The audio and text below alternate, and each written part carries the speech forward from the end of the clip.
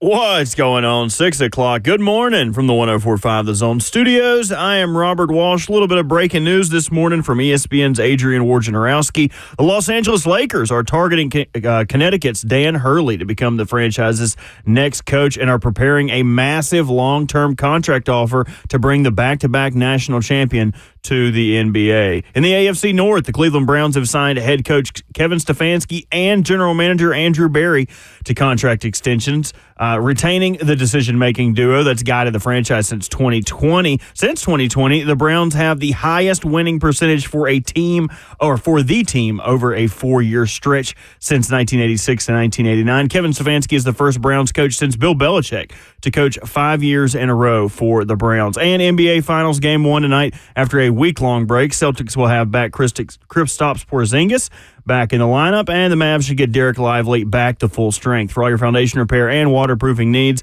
visit USSTN.com. Breaking news at once on your own for the Titans and the Vols. This is 104.5 The Zone.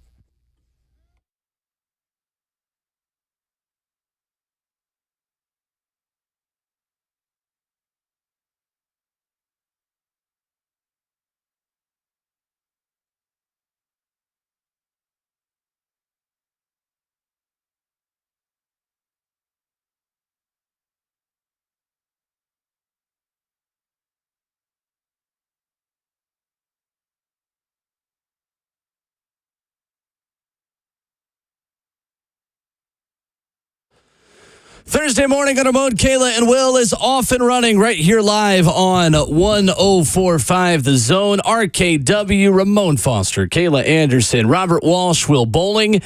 Titans coordinators speak to the media, and we get a sermon from Denard Wilson. Great insight from Nick Holtz. Lots of things to react to from Ascension St. Thomas Sports Park yesterday as the offense perhaps did not have its best day. We'll talk about that. Coach Dave McGinnis at 7:20. Rave reviews for a Titans rookie that you want to hear coming up this morning. Plus, the RKW draft is back. 615-737-1045 is the number on a gloomy Thursday. CMA Fest is here, a banner weekend for Music City. What's going on? Good morning. Good morning, man. Not a whole lot gloomy. That's what I was thinking. I thought we were supposed to have a better weekend. But, hey, no rain. I'll live with that. Okay. Well, as long as it's no rain, because you guys did not have to go in the bubble, which I was super surprised about yesterday, which was a really good thing because you can see a lot more. It was. I went to practice yesterday, and I saw everybody waiting outside. I was like, oh, okay. I was like, first and foremost, let me go back to my vehicle for a little bit. I don't feel like talking. I just talked for 4 whole hours, okay? I get you. I see you I don't want to be that type of guy, but let me be a little standoffish for a little bit, okay? But everybody, I heard music outside, and by the time I got back out of my vehicle, they were on the practice field. I was pleasantly surprised because yesterday was steamy, so I can only imagine how the indoor would have felt yesterday. It would have been humid as heck. It's just hard to get around in there. Is it? Yeah, definitely. It was unique to say the least. But yesterday was pretty solid day. The vibes were good. I know that's one of those things. Vibes were good, but it was cool. A lot of work being done. A lot of interesting things yesterday on the practice field. I thoroughly enjoyed what yesterday was. To Will's intro a second ago, very competitive. Mm-hmm. And this is that part of the year. Minicamps ramped up just a little bit more because it's your last hoorah. You know what I'm saying? Before the summer break. And I see why the NFL and NFLPA had to incorporate more, taking the physicality out of it. Because it can get nasty this time of the year because guys are competitive. We'll speak about it later, but the Titans now do a very unique way of getting as many players as they possibly can in without the full speed of like certain guys in the plays. And I'll tell you about it in a little bit. We will get to that imminently coming up in 15 minutes. There's a little bit of news this morning in the NBA. You just heard Bert tell you about the latest Woj bomb to drop before 6 a.m. The Lakers are targeting UConn's Dan Hurley as the franchise's next coach, preparing a massive long-term contract offer, according to Adrian Wojnarowski, to bring the back-to-back NCAA national champion to the NBA. So the Lakers have reportedly had preliminary contact with Hurley, and the sides are planning to escalate discussions in the coming days, sources told ESPN. Hurley has been at the forefront of the Lakers search reportedly since the beginning of the process, even while the organization has done its due diligence interviewing several other candidates. I did not realize there would be breaking basketball news for us to hit off the top of the show this morning, but this feels like big enough news for us to talk about. It does. And NBA Finals starting. Significant. So it's like all packaged in one day. Which is crazy because, let me make sure my date is correct on this. Yes, my date is correct on this. Dan Hurley, as of April 9th of this year, laughed out loud at the podium in Phoenix when he was asked about leaving for Kentucky. He laughed about it. This feels very chip. Not Brunskill. This feels like that more than anything. Feels like Rick Pitino. His comments were, yeah, Hurley said, still laughing. I don't think that's a concern.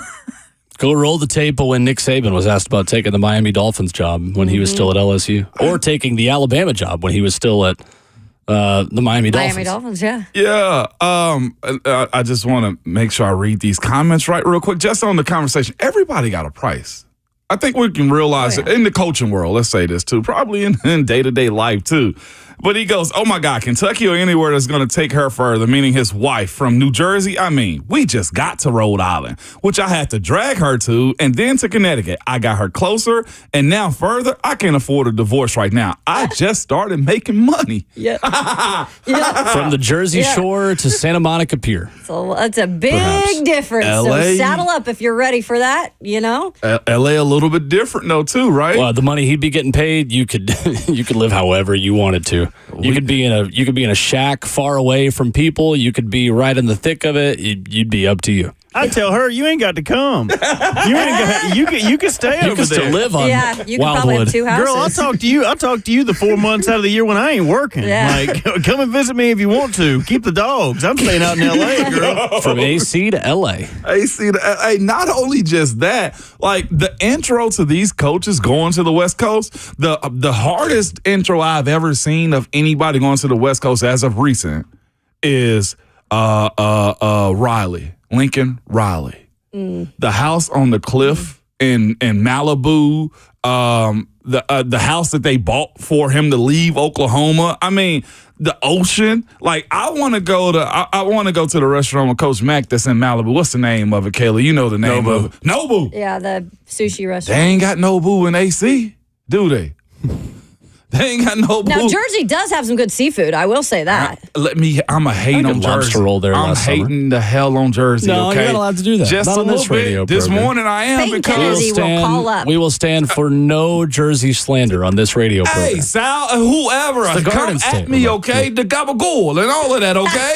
You're paying less of the taxes in New Jersey as well. Yeah. You get a nice bagel, and you don't pay as much income tax, all right? Bert's biggest point on. is that check is too big probably to turn down. It's Yeah. always sunny in California. Sunny. He got a different no boo to worry He about. got a different no. That's- Leave boo at home. Right. It is interesting, That was though, really good. because when he was on the Pat McAfee show the day after the national championship, they had him live, and he was on the bus, right? While players were like getting on the bus, and his wife was right next to him. And you could tell by just that conversation and his wife, he'd try to get his wife like on the FaceTime too with them. She'd be like, no, get off. But you could tell like the two are in cahoots for sure. Yeah. Like those two. The decisions they she's make as a part of- couple. Yeah, you Yeah, can okay. tell she's Yeah. totally a part of that. Just by that small sample size. And that matters. It does matter. Yeah. But I also remember him in that conversation. There was just a little itty bitty space open when there was a question asked about, ever leaving for another, job in terms of, now. Mm-hmm. And you could tell he left a little bit of a tiny crease of the door open. Well, this is what he said also to those same comments, though, too, Kayla. It was asking about, the run that they made. It's like, we're going to be focused on trying to put together a 3-year run, not just a 2-year run. Those are his exact words. And he also said they give us all the resources to do this in March and April. Right. And his deal is still below Calipari's. Hurley signed a 6-year, $32.1 million deal extension, which is $5.8 million a year. He's probably getting way more than that on an extension to L.A. It says Hurley also has a $7.5 million buyout if any school pulls him away from UConn. That Lakers money is different. Mm-hmm. The knock on the door from the Lakers is different than any other knock probably in basketball. For almost anybody. For me, maybe I'm underthinking this, but it feels like they're still going to just get J.J. Redick to be their head coach because that's who LeBron wants. And now they're floating out the biggest possible name to A, try to make it happen, but B, try to make their fans be less disappointed when they ultimately just end up with LeBron's podcast host as their head coach. Right. I don't think this happens. This is late also, in the process, UConn has to put all of their chips to the table because the transfer portal's closed. Okay. You don't have as many coaches that are available for them to hire in the middle of June as you would have in the middle of March. Like, Connecticut cannot afford to lose him. It ain't about catastrophic. It ain't about Connecticut. No, but I'm saying Connecticut has to put their best foot forward more so than they would have 3 months ago to keep him because they cannot afford to lose a coach in the middle of June. I agree with you on that one, 100%. Yeah. You're 100% so right I think on that. the offer that they would give him to stay now is got to be more money than the offer that they would have given him to stay in the middle of April. But I don't think this is a Jimmy Sexton type of situation where he's getting leverage to get I'm more not saying that pay. either. But my thing is also the source of who's reporting this breaking news this early in the morning. Right. And can I ask something too? On top of it's the final start tonight too. Right. So it's all the conversation around it. Go ahead. Does Dan Hurley really, and again, I know money talks. I know that, You're Ramon. doggone right it does. Does Dan Hurley want to be an NBA coach? We've had the conversation about what NBA coaches are, what they've been described as.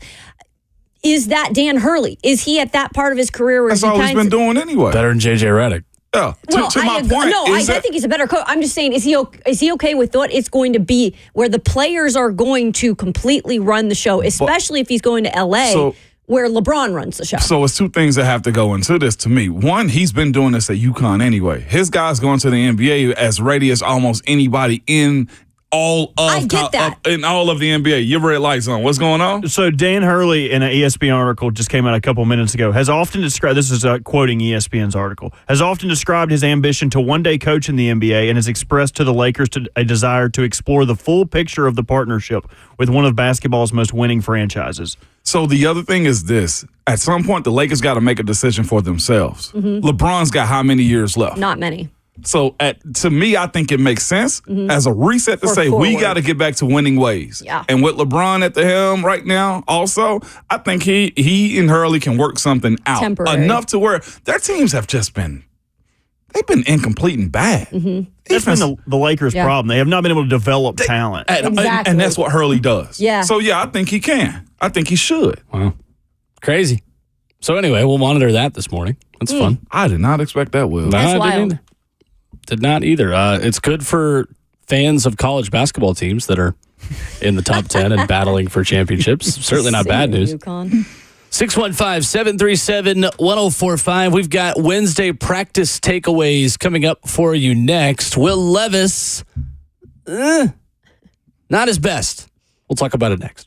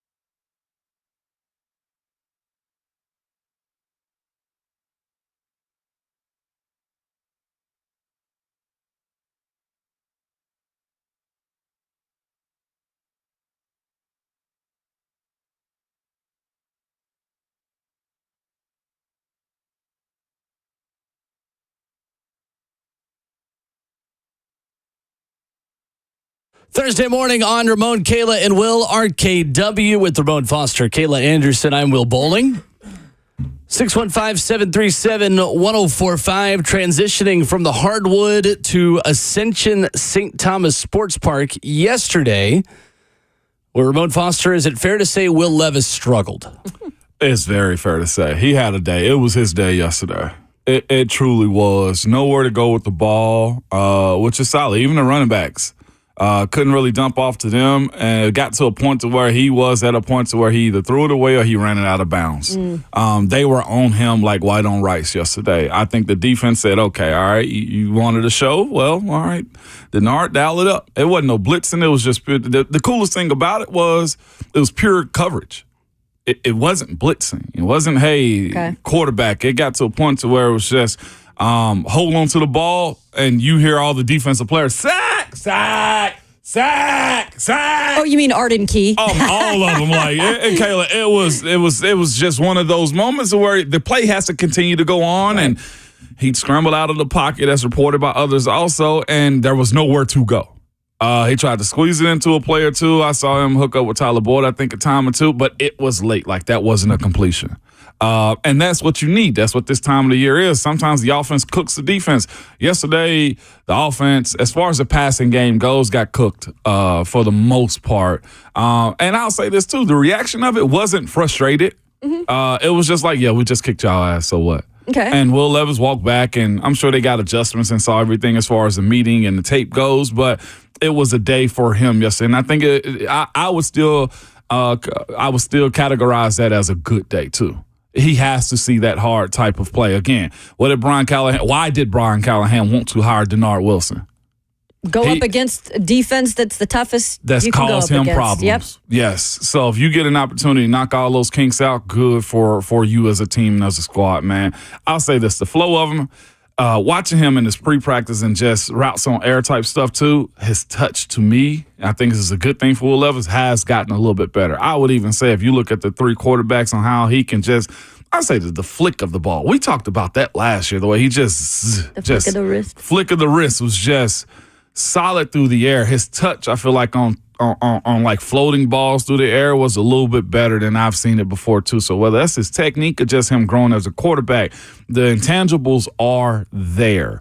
He led guys the right way when there was opportunities to go catch passes and stuff. And the competitor in him is still there. You can tell the processing of trying to make the right decisions for being a quarterback was solid as can be yesterday. But the defense owned it. They did. Part of it. It happens. It's June, but it is something that happened. Jack Gibbons, according to Jim Wyatt, the play of the day defensively, stepping in front of a Levis pass over the middle and intercepting it. He did. And it wasn't just like a cupcake. I know the conversation came up, who was it saying? Brian Callahan. It was like we don't have to have an extreme athlete as the green dot. And it showed yesterday because it was in space.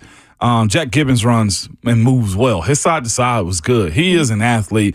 He actually bends really well for a guy. I think that we don't look at as super athletic. And that interception he grabbed was damn near on the ground. Like, it was one of those, I'm throwing it low to give it to my guy, and he just swooped in and picked it up, and they had, it was a party on the field. It was a real good play by him. If you had doubts in his ability, and it's football in shorts. Sure. It is football in shorts. But that type of play is made in the game too. There's a reason why they kept him, right? I mean, they didn't have to bring him back here.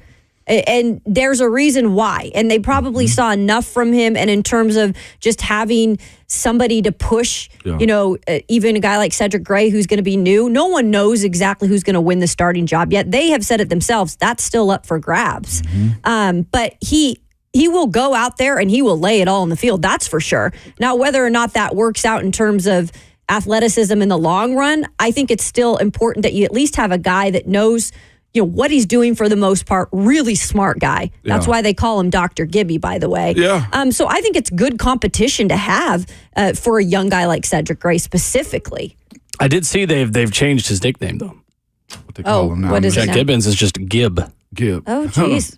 I can't keep up with all the nicknames. I'm not a nickname guy in general. Okay. Gib. I have to check on that one. Ask him why. I know. It's like the old Ike Harley character, Gibby. Right? Usually in sports, though, you usually shorten the last name. Hockey specifically, too. Like my brother was Big Foss. I was Little Foss. You know what I'm saying? Like, hey, you find ways, you're not just, hey, Kayla Anderson. You're probably like, what up, Kay? You know what I'm saying? Like, it's that, like, that's the thing about the locker room, too. You got to naturally get your nickname. Dr. Gibby was just like, you didn't go to school for that. Fair enough. Fair enough. Levis 1 for 4 in the first 7-on-7 period, 2 of 4 according to Jim Wyatt in his second opportunity, going 3 of 8 for the day, 6 of 10 in 7-on-7 drills on day 1 of the minicamp was Levis. 1 pass landed in Lake Amulet, intended for Josh Wiley. I love that. Jim Wyatt wrote a free souvenir for the geese. Yeah. Also, we're burying the lead here. How about Ramon Foster getting a shout out? In Jim Wyatt's TennesseeTitans.com practice takeaways. I didn't see that. At the bottom of it, you always have the superstars that have shown up on the field.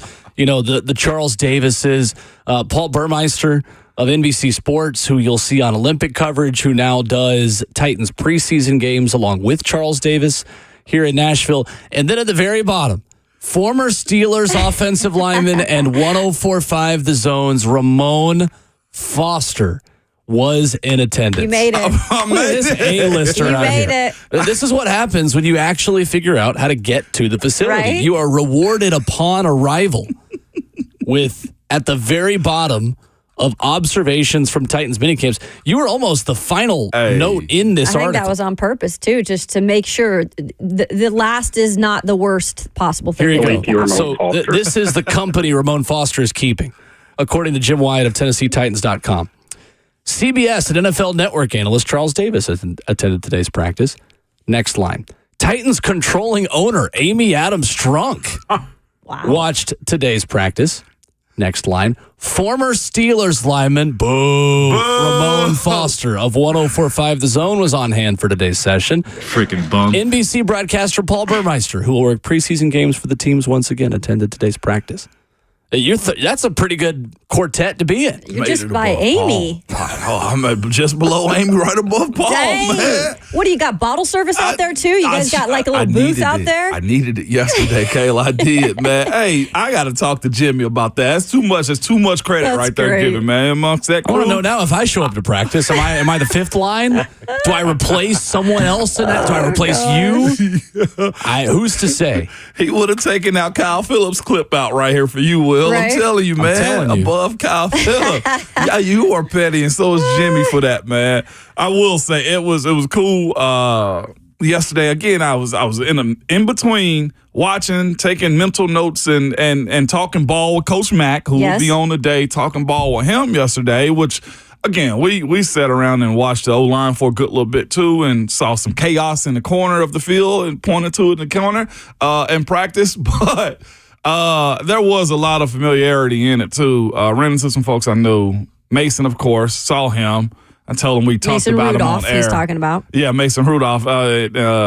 I was like, we talked about you on air today. Oh, He was no. like, what did you say? The Dreamy Boy scenario Yeah, thing? I did. I told him. What'd he say? He just smirked. He was like, he's doing some CMA Fest stuff this course he weekend. I was is. like, of course you are. He won't be the only one. Yeah, and then he was like, this idiot. jeez. He was like, Pounce hit me up about going to Kenny Chesney in August. Are we doing Kenny Chesney? I'm like, bro, I gotta work. You gotta work. He's like, I don't know when y'all are going to Alan Jackson, but I ain't gonna be there. I ain't Right? gonna be there. Kenny is a good concert, though. Let me just say That's that. what I heard. And then, of course, they're trying to Gibbs get a High suite. School's finest. Yeah. Yeah, He's a nice dude, too. Corrington, Tennessee. Nick Van Nett, by the way. Former Ohio State tight end. Remember we talked about him when he got signed. He got signed this offseason Yeah. for the Titans. I played with Nick Van Nett also in Pittsburgh. He was in Denver for a little bit. And I walked up on him like, Nick, you're huge. He was like, yeah, man. I'm He's a big he's embracing the role that they're gonna ask him to play. And Which that's is blocking. He said he's about Good for 275 him. right now. I'm like, Nick, I ain't ever seen you this big, man. It's like, and it's thick like muscle. He looks like He's Hercules already a out big there. dude, Yeah, he's but- tall. He's like my height. Right. Like legitimately my height. Like it says a lot about what the roles of these guys on the team. Like 275 for Nick Van Nett. He is an athlete still too. Oh, yeah. That's Aaron Brewer size. Maybe he should go be the center the for Taylor. door, Will. I mean, Daniel Brunskill said He'd probably yesterday do that better. he's been asked to be the backup center for this offseason program. Maybe Nick Vanette can be his backup. Right? I'm glad he said that because he's been working out. I didn't know if I could say that or not. You beat a team player, yeah, dude. I know. I don't know what I can report or not report. No, and that was registered yesterday. Brunskill has been working at center. As soon as players go on the record with it, then you're just saying what the players are saying. And I don't think he's actually said it till yesterday. Till yesterday. That's correct. Okay, Says he still wants to be at right guard too. Yeah, yeah. Well, his best bet's probably going to be at his best bet's probably going to be at center though. I think there's a log jam at that right guard position. It is. Yeah. Yeah, 100%. But Vanette got big, man. Ran into Chig. It was a cool day yesterday for the most part, man. But it was a lot of great work being done too. Sounds like it.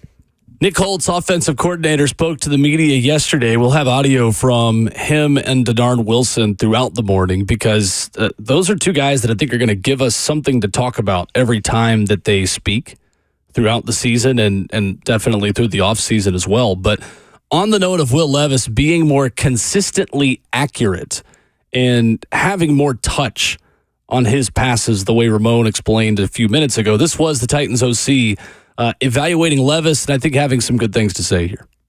You know, I think there's a part of with his base, he's really as coachable of a quarterback, I think, as you could find. He takes all the instruction. He doesn't really fight you on anything. He's got ideas and, hey, this is why I'm doing this. And he's got a really unique, I'm not sure I've ever been around a guy who's so in touch with all of his mechanical things. He's very focused on it, and he has a really big understanding of it all. So he's got a reason for why he's done it. But then if we show him stuff on film or, hey, this is why, he takes it to heart like that. And you can see the intention out there of every time. Then he gets on the next day. It's been really impressive from that standpoint of, okay, they said this, let's do this, let's make this my focus of the day. And he's done that every day without fail. So it's been really cool from that standpoint. But he's very willing, I would say. It is interesting that Nick Holtz also makes the note. This is not just a mechanical fix that they are making in Levis. It is a mechanical fix they are making in all three quarterbacks, Mason Rudolph and Malik Willis included. Yeah, I saw that too. Everybody's, I think, been, for the most part, you can watch out there, being coached equally. They are computing a lot. And just, you see the frustration in them sometimes, which is a good thing from what coach is saying, because they want to go make those adjustments. I say this respectfully. They actually look like they're being coached on the field in real time. Everybody seems like they're actually. How much of that is just the time of year it is, though, too? And I'll say this too: it's so much newness that they have to. Right. I mean, new staff, right? Yeah. I would say that every new staff is building up fundamentals of how they teach things in June, right? Like that might not be the case in July and August and September. Yeah, but it needs to be now. It does need to be now. It's very familiar, but this one is more unique because I don't know if I've seen it happen here like this. And the other thing is too, you also had Ryan Tannehill was already set for the most part in his ways. They're having the ability right now to really mold these quarterbacks the way they want to. Everybody's getting equal share opportunities as far as coaching and detail from each one of them. You got to think about it. We said it yesterday. They got 3 quarterback coaches. Bo Hardigree, Nick Holtz, and also Brian Callahan. So the detail is there. I don't want to take away from what's actually going on by saying it's happening everywhere. I think it's super unique because there's a super focus. It's super concentrated on the quarterbacks right now, and I think that's cool. For instance, one of the drills that run offensively, and it's worked for the defense too, but I think it's more offensively. They pretty much set up a shell offensively and defensively. The offensive linemen are there, but they're not at real speed. But the speed of the tight ends, the wide receivers, and running backs is full speed, so they can see and feel the pocket without having you, I got a sack on the quarterback type of moments. I thought that was, again, slowing it down to get the detail of the plays is really cool. Instead of just having like a walkthrough, they're having a fast-paced drill with the offensive line and defensive line there to give a real look into this is what the pocket looks like. And that's the detail I speak of when I say it just looks different and without bashing the other staff, because I ain't ever seen that type of drill like that before here. Well, let's like forget about the other staff for a minute. Yeah. Like that's the past. And I don't think it's like unfair for us to say what's different about what we've seen so far, even if it's early on. I've been to so many practices, including OTAs in the past and mini camps in the past. And yeah, there is differences. And you said it. And it stuck out to me from the last 2-3 times we've had interviews with players, because whether they're an offensive player or a defensive player, every word that I hear early on is detail, attention to detail, teaching details.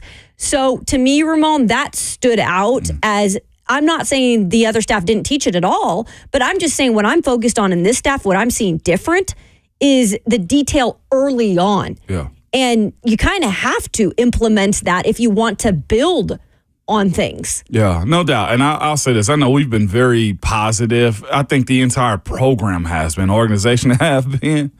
There is there is a dude out there that will, I think, verbally chop your head off.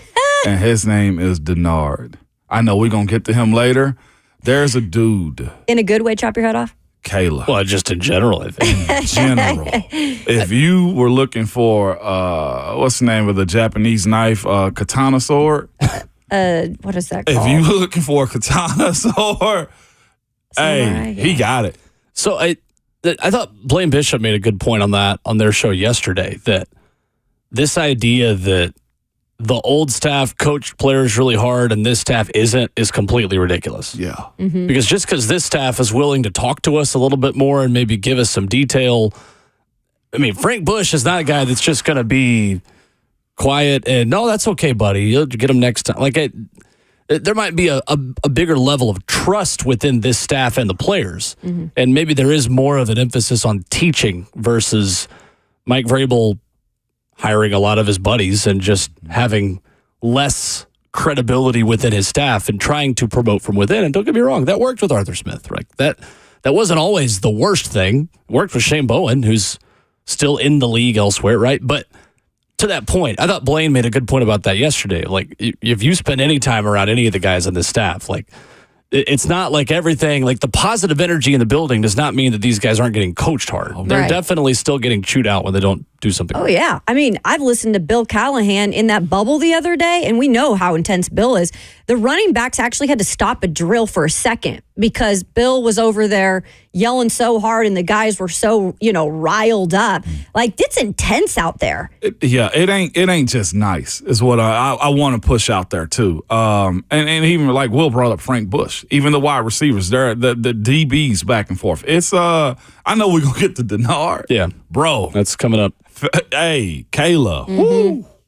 615-737-1045. Players not on the practice field yesterday. It's a list we can give you coming up. Plus, the football schedule from December 19th through January 20th is out. We have specific dates of college football games and NFL football games. You'll want to clear your calendar for this, and we'll tell you about it coming up.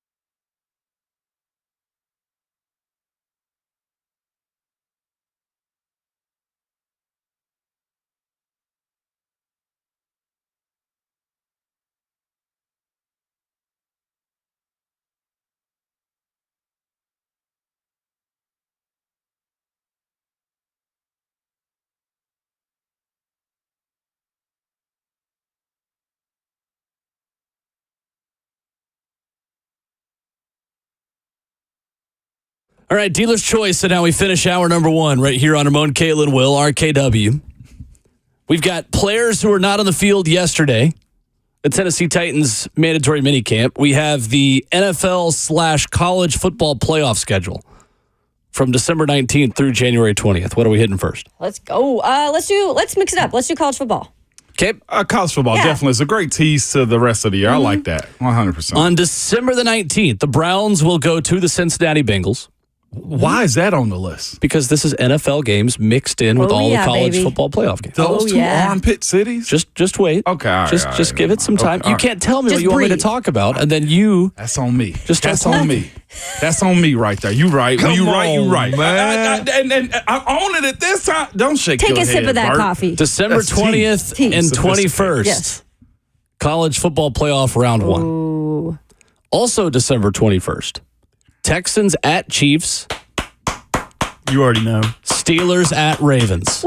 Home. We call that home. Oh, I don't know why I shouldn't be talking about these two terrible cities. Well, we got to go to that terrible city. December 22nd, 12 NFL games.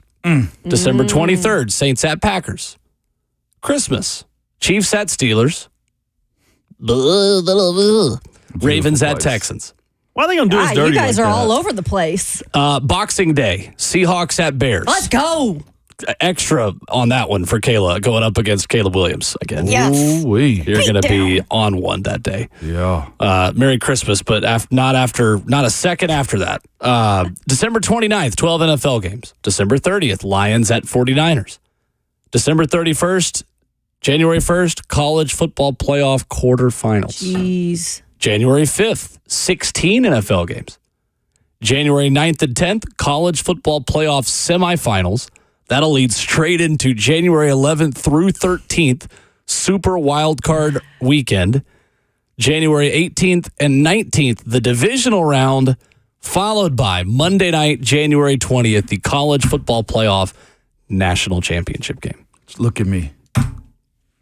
Checked it in my veins. Okay. Ramon has taken a pen and inserted it into his arm. Up them Because of directly. ink poisoning, This but is a that's good all one right here. This The vein is month- good. I had a good vein yesterday too, Mo. I'm with you. Let's The go. month of middle December to middle of January is going to be a movie. Jeez. That's incredible. Like, I'm not joking. When are we going to sleep during this time period? Never. We sleep in May. No, I tell you as Right? John Rothstein says. I'll tell you when we sleep. On those side bowl games. My soft True. side said, what is What the is- rest? What's Yeah. wrong with the What Meineke is- Car Care Bowl? What's the Gasparilla Bowl? I don't even know what The those will Boca become. Raton Bowl deserves your respect and it deserves your attention. Not when you just told us this lineup, Will. It's fine.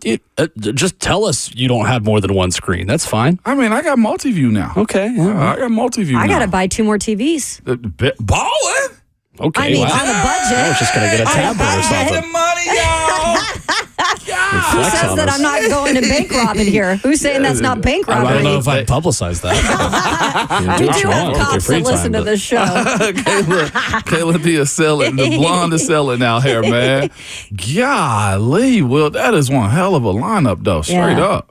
I'll tell you who suffers from this, though, is the conference basketball games that'll start in the beginning of January. Yeah. Your NFL team gets knocked out. It's all right. Tennessee and Alabama play this weekend, or Well, that's what I whoever. was going to say. That can get us through. They can wait. From the 13th, Respectfully. from the 14th through the 18th, that super wild card and divisional round, that can get us through. Basketball can get us through.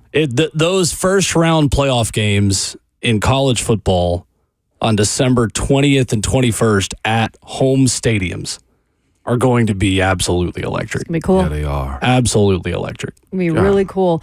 I think it's even a time for these fan bases that aren't as, strong or maybe as traditional. This is the time to, if you have a team that gets a chance to play in that and you get a rep at home, man, reset the button on your fan base. 100%. Because this is, you're right, Will. I think it's going to be spectacular. But I mean, again, go ahead. no, go ahead. I was going to say, we'll all forget in the moment that none of those teams have a chance of actually winning the championship game, But but hell, it'll be electric in the Right? moment. Exactly. It will. Bert was about to stand on his pedestal a second on his soapbox because they are getting hosed. They're getting hosed big time. We're talking about 12-21 at home, and then they got to, on Christmas Day, go to Houston on Christmas Day 4 days later. You talking about Ravens? Ravens, yeah. I don't know if I've ever seen that happen before. It is the first time a team has been asked to go on the road on Christmas 2 years in a row. 4 days of rest. 3 days, and essentially. it's not a regular game either. This is like one of the biggest games on their schedule against the Steelers, one of the hardest hitting teams. And then you have to go to another team that they faced twice last year, once in the playoffs, once in week 1. So I don't know what you want. Whose defense is going to be hard hitting also. Like, that's going to be a physical game. Sure. I do want to see what the soft study of this is going to be, quick study of this is going to be as far as wanting primetime games for these types of teams. You know? There you go. Mid-December through mid-January. Going to be fun. Yeah, they got hoes, and I don't even like Save to your sympathize PTO. with them. Yeah, 100% will. Players who were not on the practice field yesterday. Titans mandatory minicamp. Defensive lineman Jeffrey Simmons. Tackle Nicholas Petit-Frere. Defensive lineman Tavondre Sweat, who post-practice, Brian Callahan said, still has a short-term something going on. Said, no, nothing's changed, but we still consider it short-term. There is no doubt he will be available for training camp. Defensive lineman T.K. McClendon, punter Ryan Stonehouse, safety Shaheem Carter, center Xavier Gadlin from Liberty, and receiver Colton Dowell. Calvin Ridley was there. Jim Wyatt writes he was not involved in competitive work. He did get up slowly after a play in Tuesday's minicamp session. And I know Jeff came out He did, at the later. end. He was in uniform, but he didn't do anything. That's correct. Yeah, he checked the box that's- and threw on the jersey. Exactly. And I still do think, you guys, and I think we did mention it a little yesterday, he was so banged up last year. I do think he's slowly easing himself into, football shape, and just like you said, he's a vet. He doesn't necessarily have to be out there banging bodies with people. Yeah.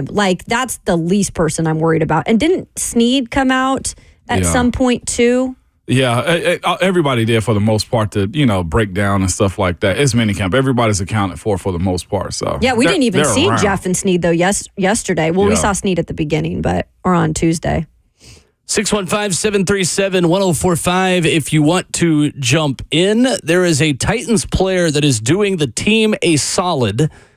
Does it impact his chances of making the team? That's next.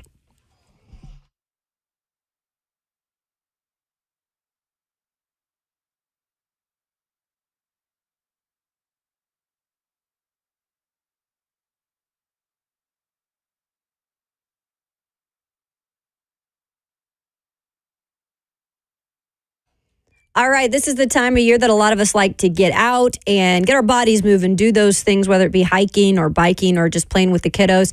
But maybe you're not able to do that this summer because you're feeling that joint pain. This is the best time of year for doing those outdoor activities. So why not give our friends at QC Kinetics a call? Hey, it's Kayla Anderson, and you don't have to suffer any longer.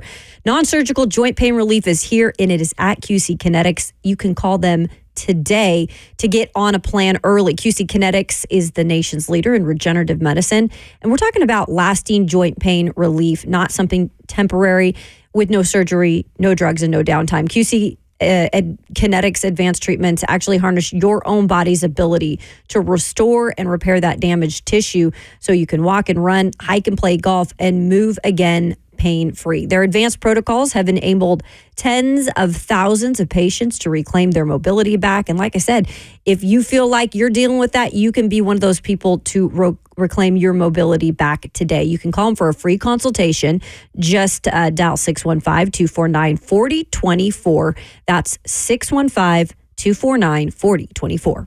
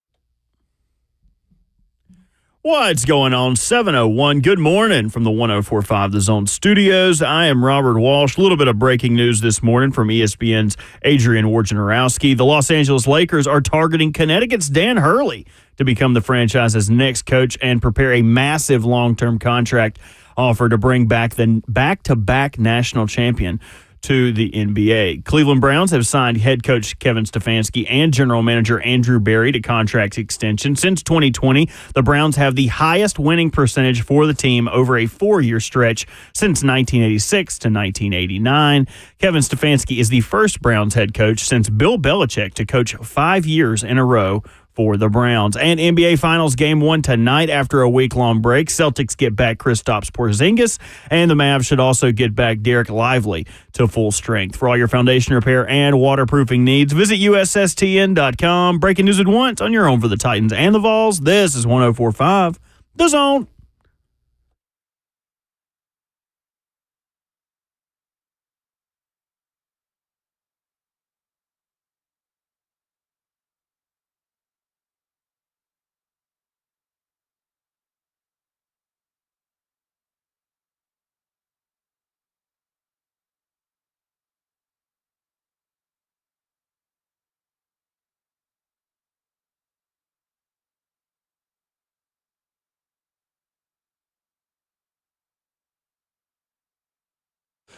Happy Thursday morning here on Ramon, Kayla, and Will. RKW continues on 104.5 The Zone with Ramon Foster, Kayla Anderson, Robert Walsh. I'm Will Bowling. In 15 minutes, Coach Dave McGinnis, Titans Radio's head coach, will stop by. We'll get his takes from the practice field yesterday as mandatory minicamp open to the media wraps up today. Goes by quick, with a couple of more OTA practices scheduled for next week, 4 of them to be exact, and then that is it until late July. As far as us having things to talk about and players being on the practice field as it pertains to new info about the Tennessee Titans. 615-737-1045 is the number. And yesterday, one offensive lineman gave us a little bit of new information that we'd thought, and now we know. Daniel Brunskill, last year's starting right guard, tells reporters, right now I've been told we have no real centers on the roster. Obviously, behind Lloyd Cushenberry, first-year free agent player out of Denver. Says, I've been asked to take one for the team to get us through OTAs. Definitely want to compete, though, for the right guard spot. Guys, does Daniel Brunskill taking one for the team and playing with the twos at center impact his chances of being a right guard for this team moving forward? Does it impact his chances of being a right guard? Yeah, it does. I think so. I think it does. That's me. That was me tapping right there. I was going to say, are you all right? I was over there thinking in the moment, like, how Santa's sleigh on top of the building. Right. How does this affect him? Yeah, because he's missing out on reps. The thing is, if they get into training camp and he has the ability to move over there, if they sign somebody else, here's the issue that Daniel Brunskill's running into. The team will suggest something to you for your own good. Hey, it'd be smart of you to learn how to be a gunner. Hey, it will be smart of you to be the backup snapper for this team. We don't really have one right now. Hey, it will be smart of you to learn how to be the extra tight end on game day or during training camp. They're telling you a role that's probably only fit for you, and they don't want to go sign somebody else. So either you can get with us and be a backup, or you can get out. And this is how I've seen the NFL business go. You guys know I tell you time and time again, the NFL is brutal. It's a business at the end of the day. They're trying to find the best 8 to 9 to 10 offensive linemen to keep a roster together. Yep. And for a guy like Daniel Brunskill, who at this point has a right guard competition with Sadiq Charles is there. Dylan Radins is there, who's younger. Both of those dudes are younger. Who still feels like he has a chance to win it. Who still feels like he has a chance to win. On top of Cole Spencer is around, also the undrafted fellow out of Texas Tech, transfer from Western Kentucky. Bro, at your age right now, and considering going back to 2020, you played 546 snaps at center. If I was your OG, as Babs like to call it, your old guy, I would suggest you go learn how to play center and honestly take that on because you can be a game day 7 too. Yeah, and I think he is such a team-orientated guy. And look, spent all the time, like you had mentioned before this, in San Francisco, at least since 2019. I know he's had some other stints other places, but he is a guy that is going to do anything for the team. And I saw that last year when he was just battling through every injury you could think of. And in the locker room, like, you could just tell how much he was just hurting, right? But he would continue to get out there in games and try to help because there was just nothing left of that line. So I think he knew this was going to be a role for him this year, right? Because you mentioned the age. He's the only guy that, besides Radens, has really played a lot of other positions. But I feel like, why not just get him in there early, working at center, kind of reacclimating him with that position that he's had snaps at before, like you mentioned, because he has already played right guard. Like, he's obviously taken a lot of snaps at right guard. So if there's a worst case scenario and your right guard situation falls apart or there's injuries, you got depth there. But now you really have, at least right now, where there's no depth at center, you've got a guy that you can kind of feel confident in. And that's the thing, too. It's no depth at center. This is, if he want to extend his doggone career, it sucks to change position. Like, I got switched over from right guard to left guard in the middle of the season. I hated it. I hated it. But it was either, hey, Moan, you can eat over here at left or you can be out probably. Like, they didn't tell me that, but when teams ask you to do something like that, Brunskill, pride is one hell of a thing. I think it means that 1A and 1B right now, as far as right guard is concerned, is Sadiq Charles and Dylan Radens. Yes, sir. Probably in that order. Yes, sir. From where they are right now. I thought this was interesting from Nick Holtz yesterday, talking about mixing and matching and how much of a priority that has been for Bill Callahan through the offseason program. It's awesome to say you have confidence when we don't have pads on. So, it's been everybody's going to have everybody blocked or that kind of deal. But they're doing a great job. And you watch this group, I know you guys have been out there a handful of days, and the work in individual, let alone the team periods, it's like that's impressive to say the least. I would answer your question with two different things. I think the Coach Callahan Senior, the older one, I'm not sure how we all refer to differentiate him. I got to work on that. Bill has done a great job mixing and matching all the different spots because, last year in Cleveland, they played 5 tackles, and I think you look at a season and you look at the teams with the most depth win and the teams that can withstand injuries. If one guy goes out, we don't want to have to kind of shut down the whole ship, you know what I mean, and say, all right, now we can't run these plays. So I think we're doing a really nice job of building the whole group. And then, right tackle, so we've had a handful of guys all working there, and they've all done a really nice job. OJ has done a good job. Nick's done a really nice job. Jalen Duncan has done some really nice things. So all those guys have really filled in admirably or performed admirably at this point in non-padded stuff. There you go. Nick Holtz, offensive coordinator yesterday. Yeah. Solid stuff from him, man. Again, he's right about it. Everybody needs to be able to do a little bit of something unless you're a name starter like that left side over there. Unless you're JC, unless you're Peter, unless you're Cush, everybody else needs to be flexible. That's how you make value for yourself in the NFL. I will say this, too. I know Kayla brought this up a while back as far as, like, does it hurt guys who aren't out there for a little bit of a while? Jalen Duncan looked a step behind everybody else is what I thought yesterday. Did he yesterday? Just in drill work. Knowing how to finish. Bertha and Olga had a good time with him. I bet they did. They had a good time with him. But to your point earlier, what can it do for him? It's all about attitude and how you approach it. All right, I messed up right here. Can I go get another rep at this? You saw just a step quicker in their practices for the 13, 14 that had already been practicing versus his. You did somewhat see that, but he looks good. He moves well. They have an athletic line. I feel like for the most part, over the history of the Titans, they have always had a very athletic-looking line.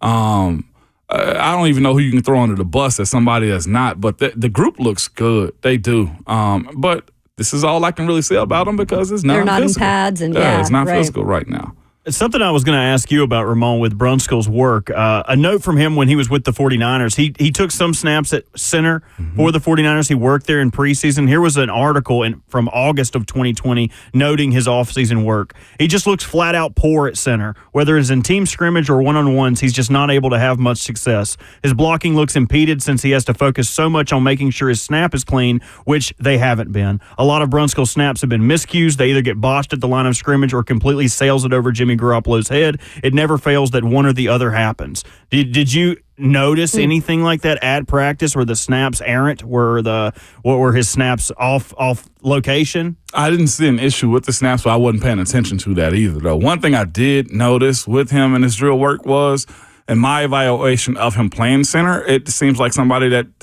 wants to learn it but doesn't want to at the same time. Like his movement side to side isn't as fluid as a center as a guy like Lord Cushenberry or a guy like Aaron Brewer. It is a learned trait for him. My thing about playing center is this. Yes, the computing aspect of it, which is why I always say at center you have to be smart. You have to, because there's so much going on. I got the ball in my hand. I got the snap count. I got the defense. I got a guy over me.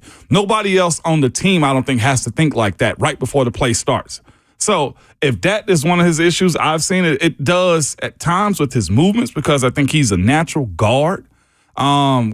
It's probably problematic for him. But again, you either get some oatmeal or you get no meal by the time the season starts. And that's why you got to put him in now, because at least let him work all this out before they get to the season where maybe they still haven't signed someone, and you've got to have that back. I have no clue what their long-term plan is for that. For the backup? Yeah, I mean, it might be just to, if they feel they've made enough progress with Brunskill, they just keep it at that. See who's available after training camp ends, who are cuts elsewhere. We'll see. Coming up next, Coach David McGinnis will join us. What Titans Radio's head coach saw on the practice field yesterday. Next.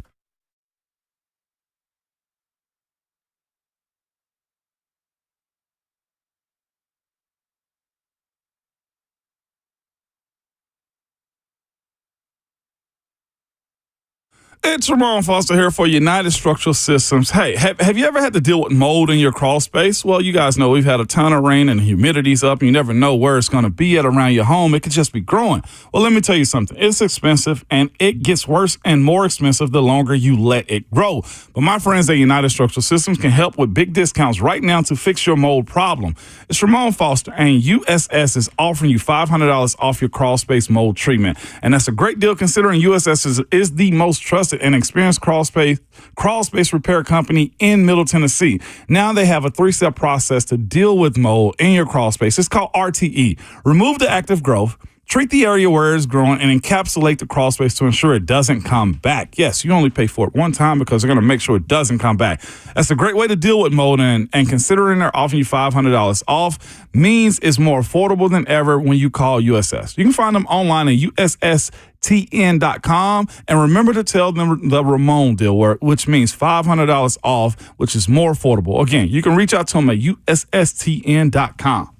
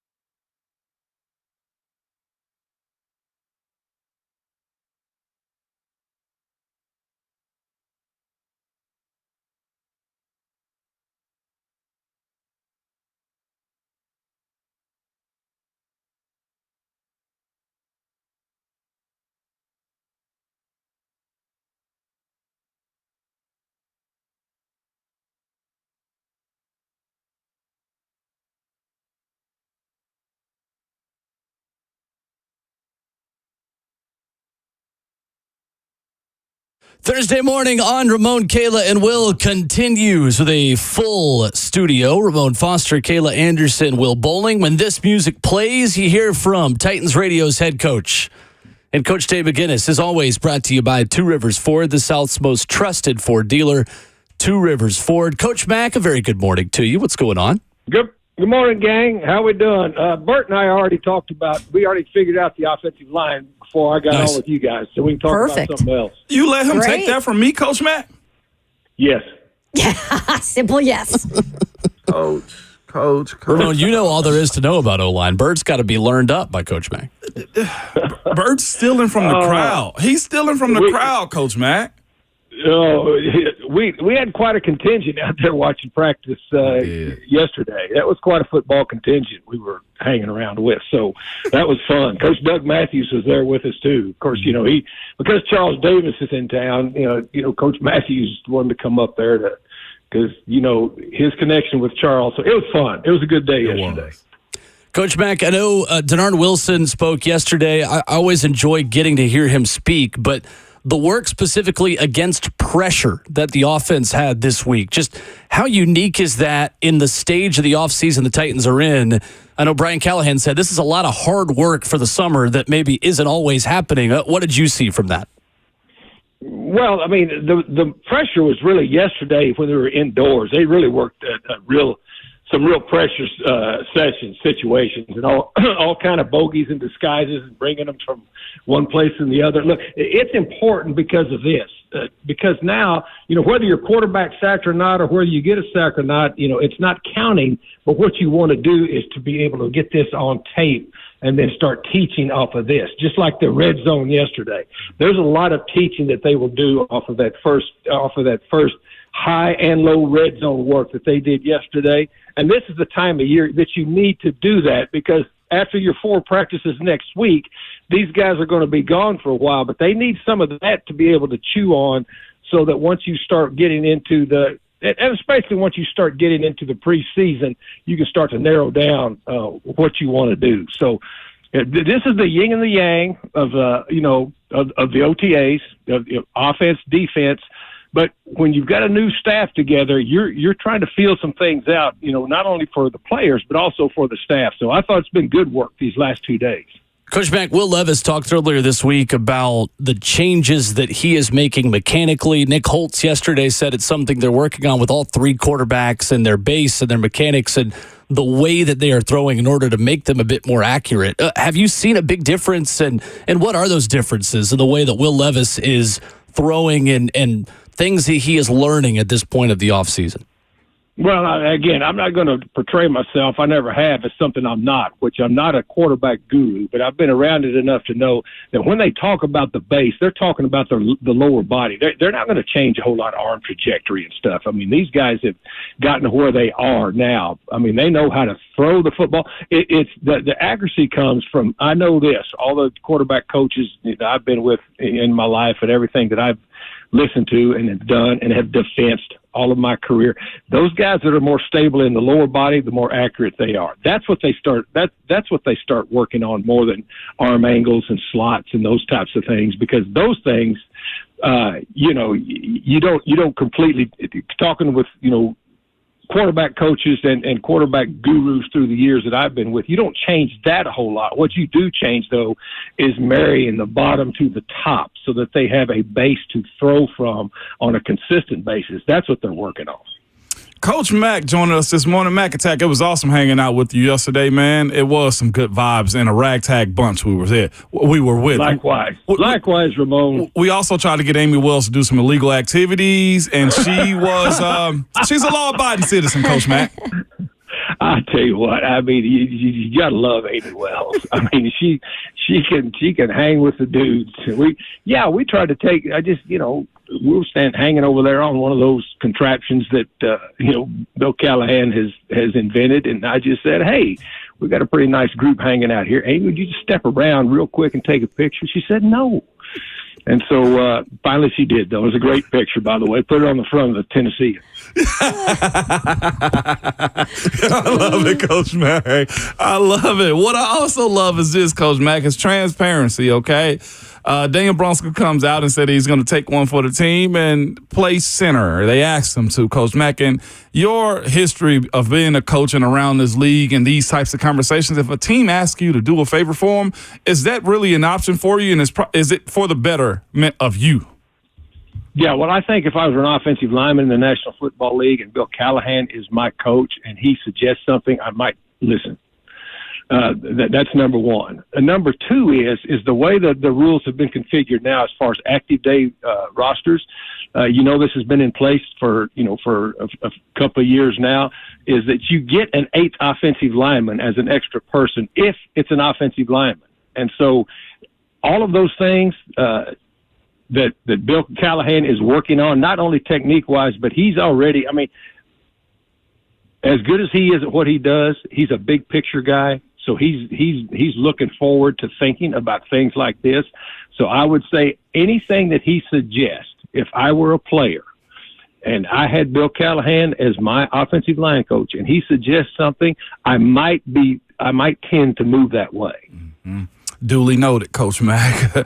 Duly noted. One thing is for sure, though, too, Coach Mack, is as far as just flow of practice, some days offense wins, but yesterday the defense had a little bit of a day, and that's not necessarily a bad thing, is it, Coach Mack, for the offense to struggle? Well, you're going to have, as I said, this is the yin and the yang of the OTAs, but yesterday they were in the red zone.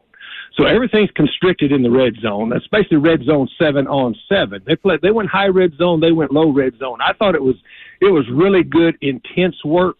And, I keep saying this, and I'll quit saying it, but, I worked with this defensive staff, worked with them for 5 years. I know what they do and how, and that's a huge emphasis with this defensive staff and nowadays in the National Football League, you see a lot of emphasis both offensively and defensively put on the high red zone, which is about, from the 20 or the 19 to the 6, and then the low red zone, which is 6 to the goal line, because, teams are going to move the ball and so how well you play the red zone, and defensively, you always want to make them at least kick at a field goal.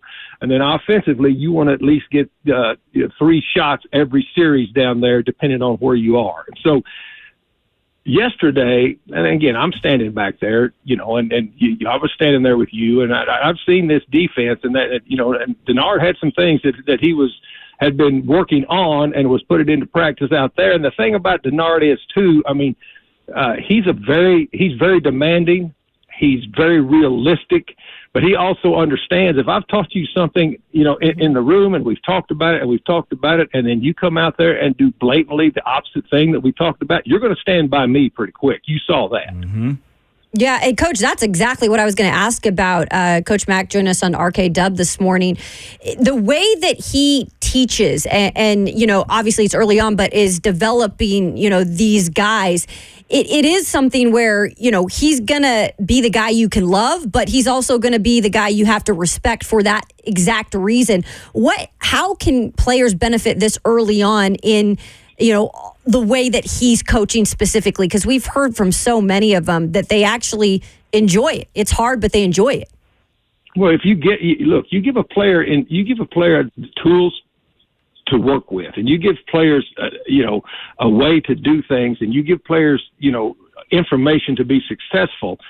And if they don't do what you've put out in front of them, it's real simple, because at the baseline, this is a production business, and it's not a production business maybe in the future. It's got to be a production business. How many times have you heard me say, and again, it's not cliche, it's life. Every day is an interview. So that's the way you've got to coach in this league, and that's the way professionals accept coaching in this league, because that's just what it is. And they're very detailed in what they do. And so, you could see it out there here yesterday. Again, and I've know this defense, so some of the things that he was talking about. If you tell a guy this defense is set up for you to play outside leverage, you just don't let anything outside, and you feed it to the next guy inside, whether you're boxing it or whether you're triangling it and you do just the opposite. You need to come stand by me and let me explain to you what I said again. When it comes to Jack Gibbons, Titans fans familiar with him, obviously, there's always conversation on athleticism or speed compared to another guy. But what does he offer this team? Clearly, they brought him back for a reason.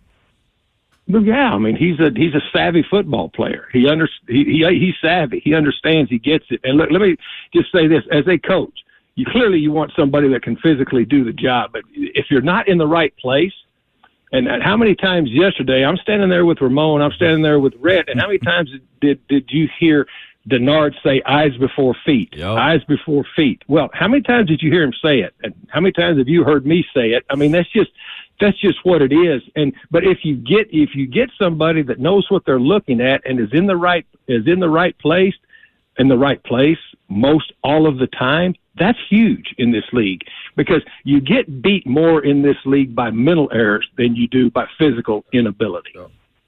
Coach Tay McGinnis with us, presented by Two Rivers Ford right here on Ramon, Kayla, and Will. Coach Mack, Brian Callahan talked about L'Jarius Sneed's availability through minicamp and said that they are managing him the way that they did in Kansas City. What is that process like as a coordinator, as a coach, working with the training staff, and what kind of conversations go into the management process of a veteran like that who maybe doesn't need as much teaching as younger guys and rookies getting their feet wet in this league? Well, once you're a veteran in this league, I mean, you got a guy right there that did it for years. As you progress during your course of your career, you know what it takes to get ready. You know what it takes to get ready, and there's going to be wear and tear on you when you're, no matter whether you've been in the league 1 year, whether you've been in the league 10 years. And so it's all on an individual basis. I mean, here's how much I'm worried about L'Jarius Sneed being available. Close your eyes, tell me what you see. He'll be Coach, man, I love it. I don't know how you come up with it, but I absolutely love it, man. But it's the truth, though, Coach Matt. One thing is for sure, too, we really hadn't talked a lot about others on this staff. We have, but not in detail the way we have the O-line coach and, the defensive coordinator and stuff. But how big of a get is it to have a defensive line coach in Tracy Rocker? And what have you seen from that group as they work right next to the offensive line, Coach Matt? Yeah, well, I mean, they're working technique now. They're learning, and again, with this defense, there's a lot of technique that goes into tying what the front is doing, with the second level and also with the third level. So that's what you're seeing now. And I watch Rock over there because where I stand most of the time there with Bill Callahan. But you're right, they're in the same area, and so I'm watching Rock over there. He's consistently working on some of the same things. And so you can see the thought process as to what he's doing. I've been on the staff with Rock. I know how he teaches. And so, but the one thing about this defense that I can say, and without giving anything away, they're gonna go to the football, all of them. Ramon, you've been out there. You've seen that pursuit drill. They do early on. I mean, that's something that is going to be ingrained in this defense. And Rock has got those, and so those defensive linemen have got to be in condition to be able, because they expect the backside tackle and the backside, outside linebacker and the backside down lineman on the line of scrimmage away from a play.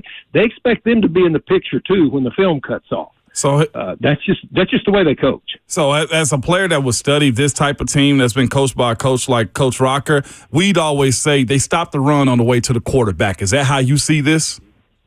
Yeah, they're going to be there. It's a gap sound. It's a gap sound type of a thing, but it is a vertical defense. They're going to go forward. Yeah, they're going to go forward. There's very little, if any, sitting and reading in this defense, unless you've got extra people up on the line of scrimmage and you're trying to play a big boy game, as to where you have to screw all your cleats in the ground depending on the down and distance, depending on the situation. But this is a vertical defense up front. It really is.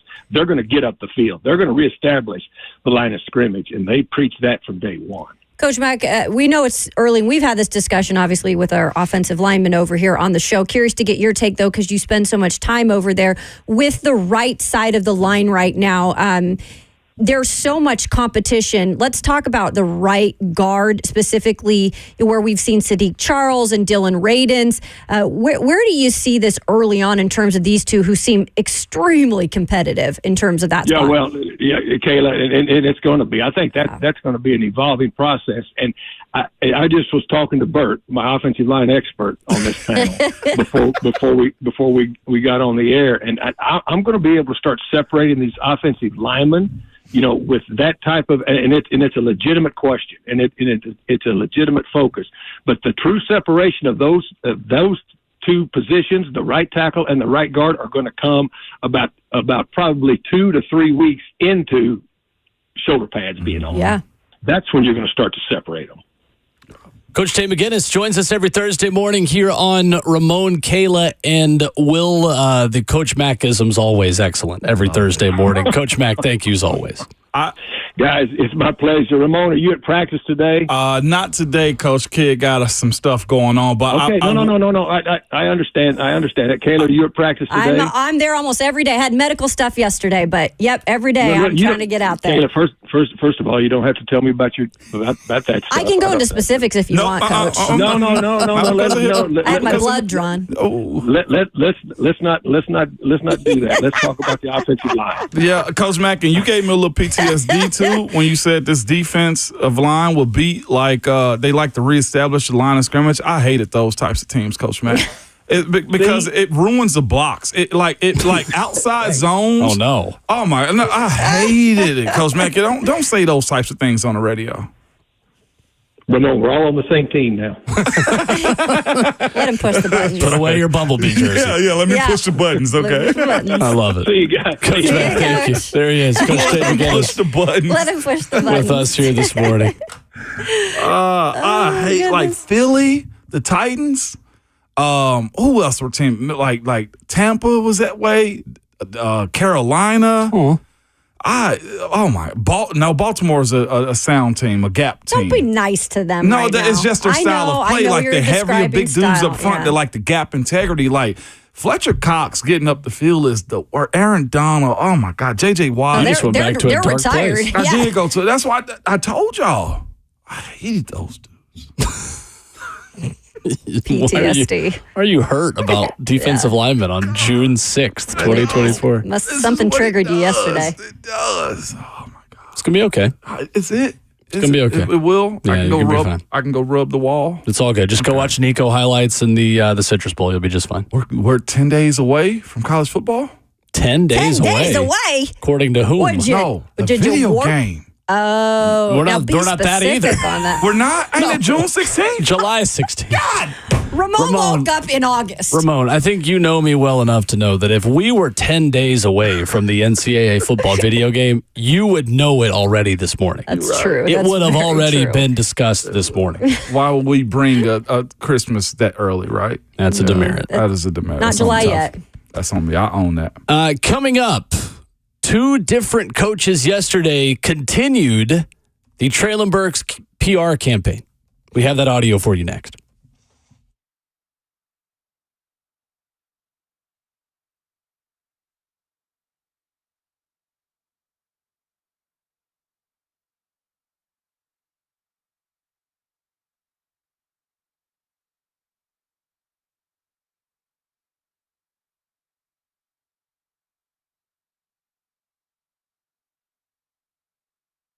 Parents, guess what? Summer is here, which means the kids are out running around. You got outdoor activities, lawn care, pool parties, you name it, all in your garage. The outside, go inside because you get tired, it's hot outside, and you say, I'm going to just drop it in the garage. Well, guess what? You can bring a level of calm to your house by getting Artisan Custom Closets over to your home, okay? You got to say goodbye to the clutter and hello to custom store solutions that are made to suit you, your style, and your budget. From your closets, garages, or office, let the expert designers at Artisan Custom Closet help you get organized in any space in your home. From walk-in closets to pantries, garages, or laundry rooms, Artisan Custom Closets are also local. It's not a large chain business. Not only is it local, though, but their products are manufactured right here in the Southeast. And it's not a cookie-cutter item, but it's customized to fit your home. So start with the free in-house design consultation and take advantage of their multiple financing options to making getting organized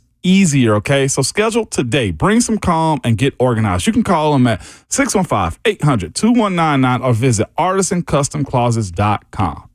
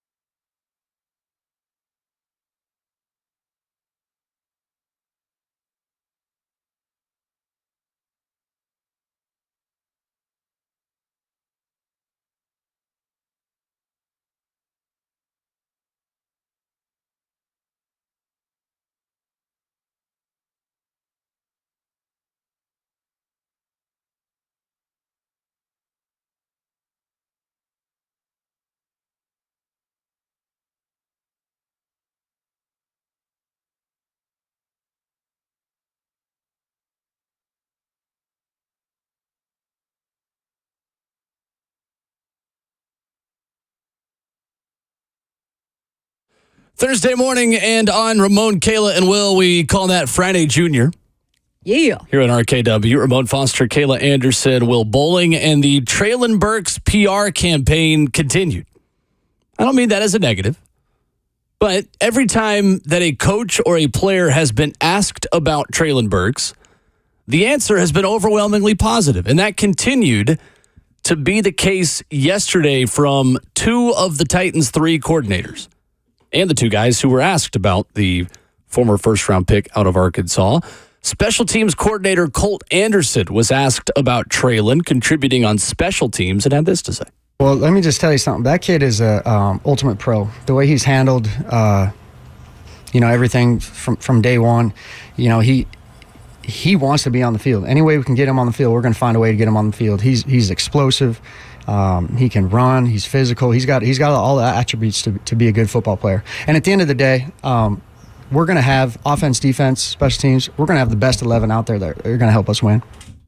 That was Colt Anderson, the special teams coach. Then you get the offensive coordinator, and Nick Holtz, who also talked yesterday, adding more detail. He has exceeded expectations so far, and I know, being a first-round pick, he's kind of like a hot button issue a little bit with the media here. It seems like there's a lot of Treylon questions. He has been unbelievable. His work ethic every day has been awesome. He's, vertical speed, his size, his strength has showed up nonstop every day. And so he's made some plays down the field. We'd like to see him. He had one yesterday down the sideline. We'd like to see him reel in. And so that'd be one of those things of, hey, when the big plays are there, you got to make them. But he's done excellent for us, and he's really been versatile, being able to play inside and outside. So he's actually been rotating it at all three spots. And, a lot of times he's been running with the ones because guys aren't there. And, it's the off season, so it's voluntary. So he's been doing a really nice job kind of plug and play in that standpoint.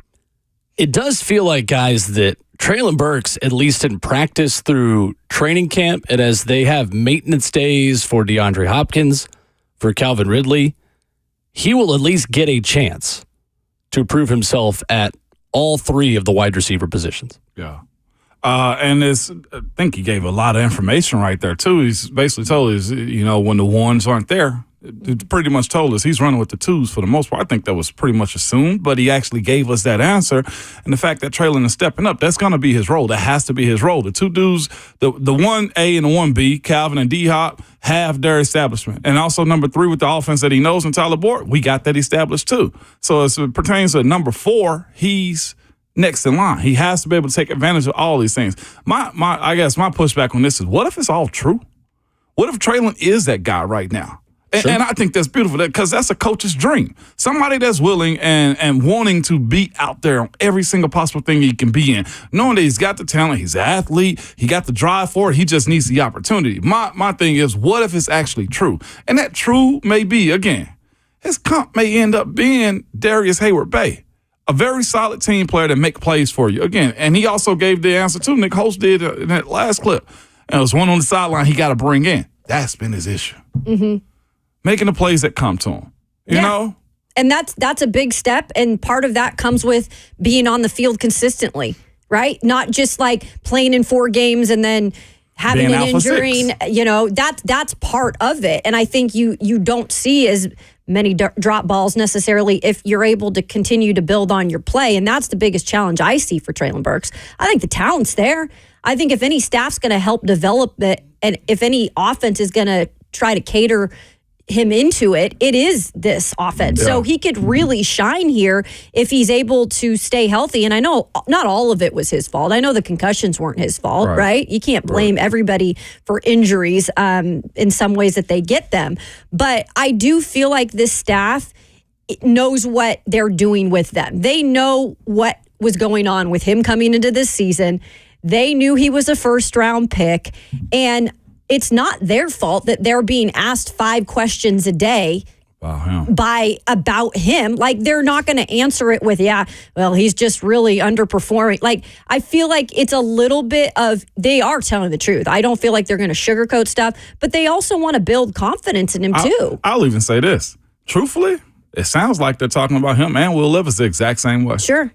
Will Levis is getting the same kind of hype, praise, just overselling, Coachable. Coachable. Does Yeah. everything Yeah. we tell him to do. it's the same conversation. pro. It's Yeah. just that he's the starting quarterback, and this dude's fourth on the depth chart. Right. I will start legitimately believing that Treylon Burks can be a starting wide receiver when we hear that he's catching those deep passes. Sure. That's When fair. he's making the contested catches the way he did in Green Bay Yep. in that performance that still was the best Titans offensive performance of that season 2 years ago. Like, to me, it feels like the drop that he had on the opening drive against Houston last year, where Will Levis dropped it in a bucket before he got hurt and Treylon Burks couldn't catch it. Is that a drop? Maybe, maybe not. It's probably a little harsh to call that just a drop, but it's a catch that you have to make. And to me, that was the microcosm of the entire season. It sounds like Nick Holtz and the staff knows that that is still the area where he has to improve. You heard Nick Holtz say it there a minute ago. He's got to make some catches deep down the field, down the sideline for us. So 100%. And that's where I think you'll continue to see them try that out. I want to see him not just running decoy routes in preseason. I don't want to see him just opening up one side of the field. That way Kyle Phillips with the twos can be open over the middle or on the other side. Like, I legitimately want them. Treylon, run down there. I'll throw it to you. Right. Catch it. That's what we're going to have to see from him in order for him to be a dude. And you're going to have to wait through training camp even because he can have the best training camp. Like last year, we were so impressed with him in training camp and look good, look the part, act the part. And yeah. Well, the injury happened. 615-737-1045. Some interesting notes on the O-line yesterday and a story that we heard that confirms something Coach Mack told us to the exact minute detail. And that's next as we begin the second half of RKW.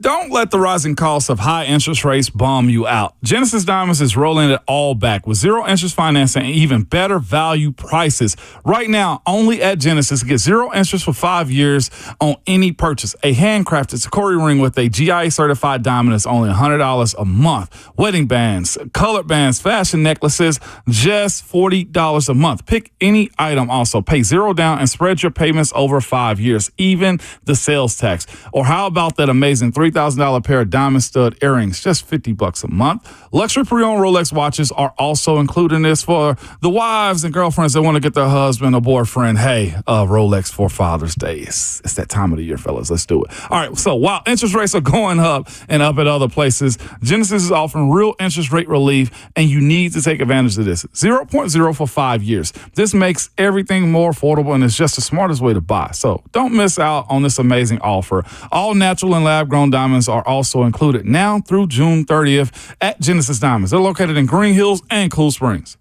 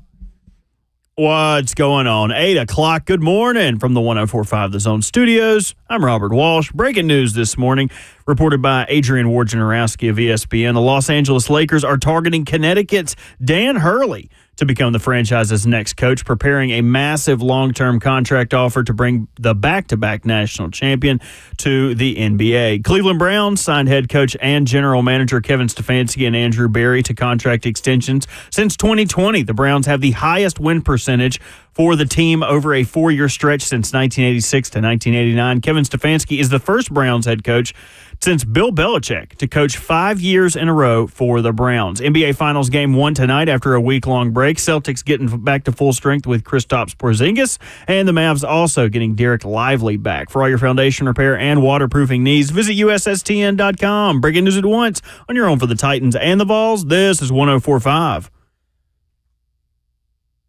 The Zone.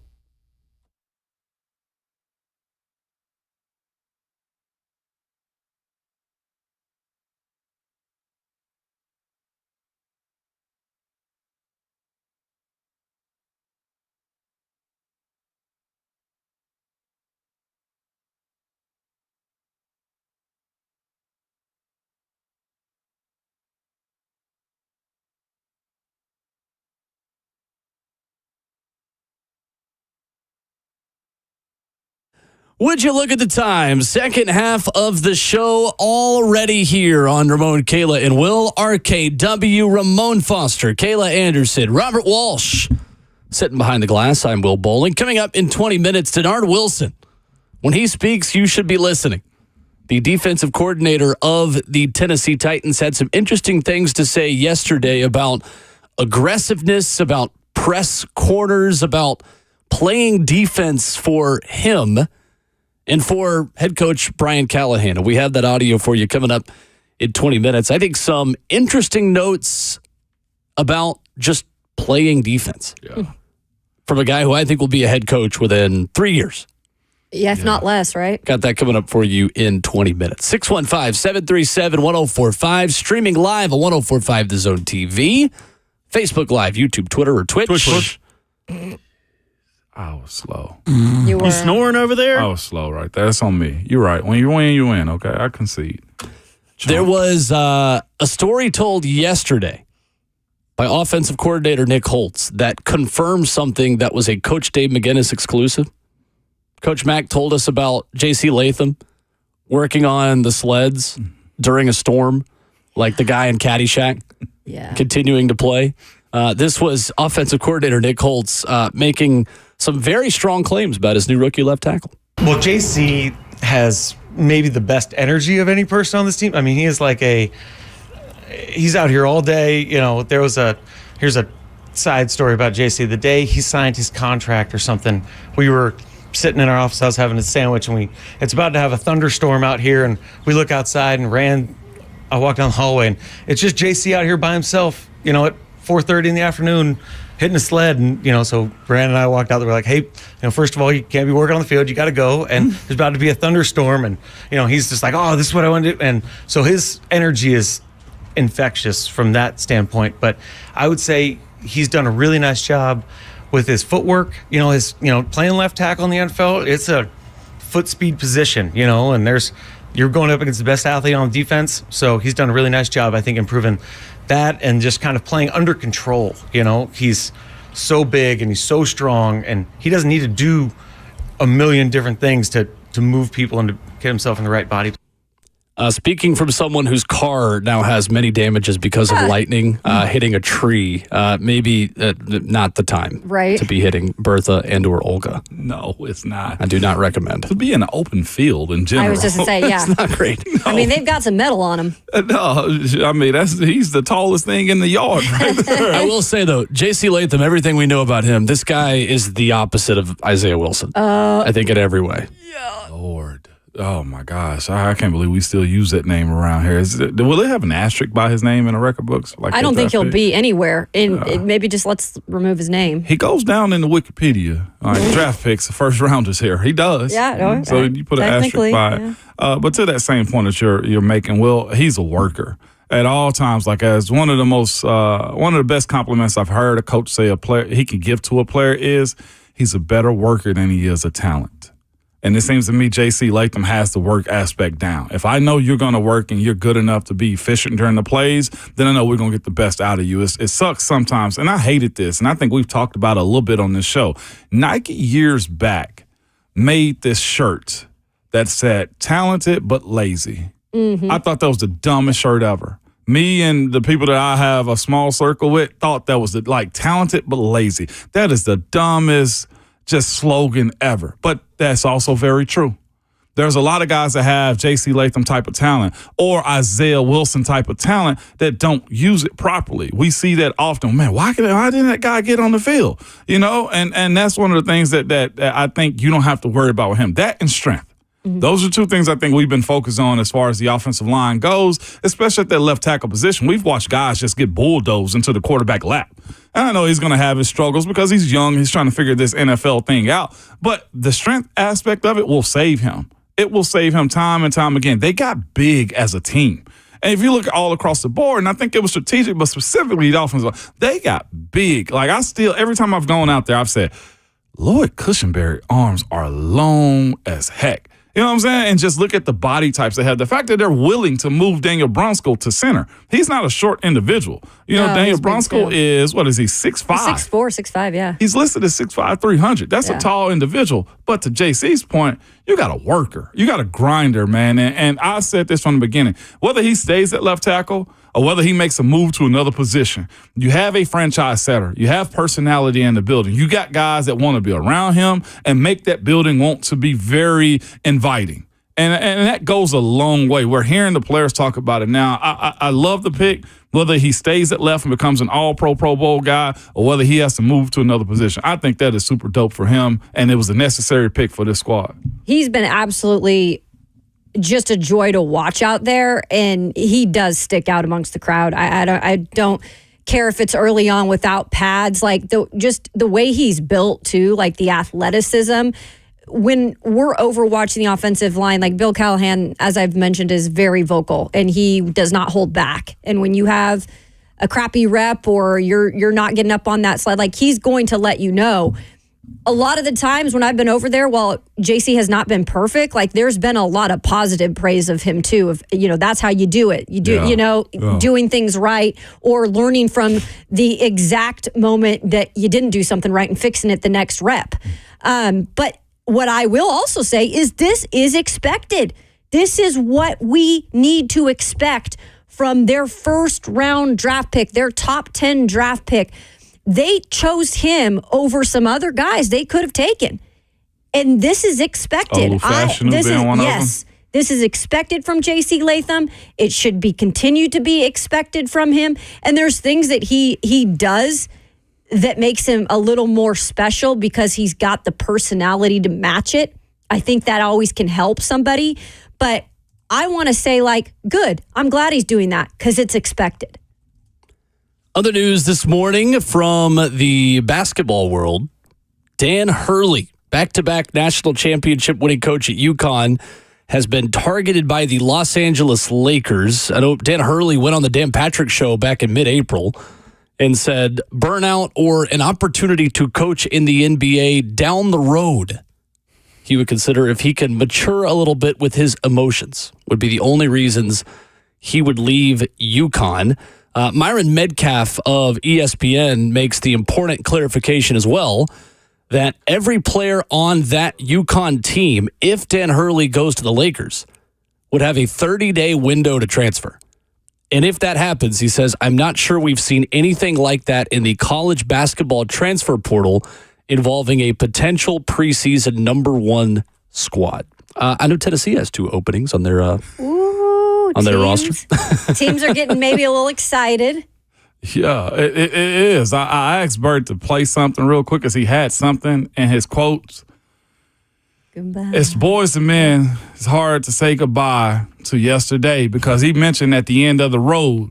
Well, it seems to me that Dan Hurley has met the end of the road for UConn, okay?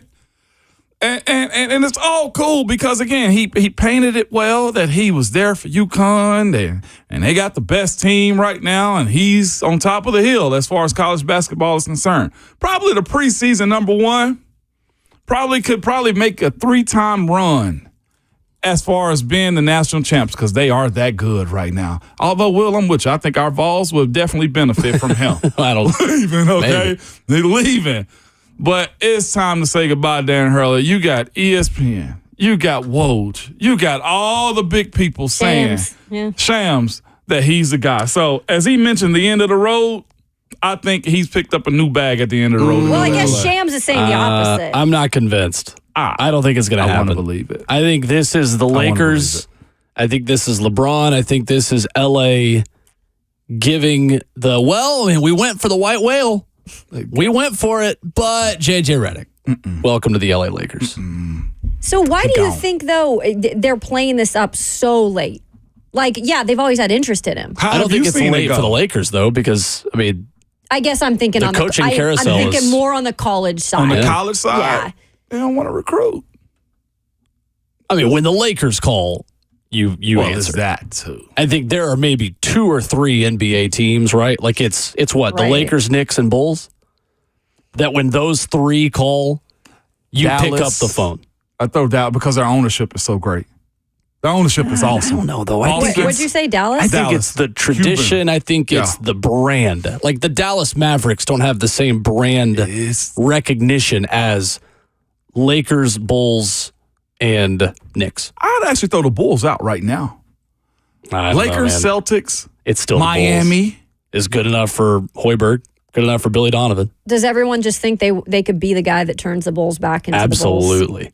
Celtics, that's a good point. I throw Celtics in there. Celtics is always those 4 teams. A traditional. Miami. Good enough for Brad Stevens, too. Miami, yeah. Definitely Miami. But like when those teams knock, it's a little bit different than when, respectfully, the Minnesota Timberwolves check in on you. Or when the Thunder. Utah Jazz Oklahoma look at you. Yeah. I mean, Oklahoma worked for Billy Donovan, too. I mean, like, I don't know. It's the Lakers. Yeah. Like, Dan Hurley can have all these things he thinks about going to the NBA and leaving or staying. When the Lakers call and when LeBron wants you, totally different ballgame. Either way, he's going to be the highest paid coach if he goes back. Hands down. Another thing is, he can always go back. You think UConn wouldn't welcome him with open arms if suddenly they stunk next year? Like, they would be like, all right, we're just going to bring Dan Hurley back. Like, but here's the thing. As far as like going to the pros and coming back. Sure. Yeah. But here's the thing, though, too. If he does go out there and fail, like, it really is a situation to where now it's open market. UConn probably, they won't get him back also. I did see one tweet real quick about this, about how Dan Hurley for Tennessee fans could be Nick Saban. Go to the pros. Rick Barnes retires. Dan Hurley, you were a Tennessee volunteer. That's your Tennessee. There's no chance that happens, but I saw someone tweeting that, and I thought it was funny. You knew that someone there would be sarcastically tweeting that. Yeah. But nah. I never said it. When Tennessee knocks, you answer. 615-737-1045 is our number. The Titans defensive coordinator talked yesterday, and he is good at talking. We'll give you the highlights of Denard Wilson's conversation with the media coming up.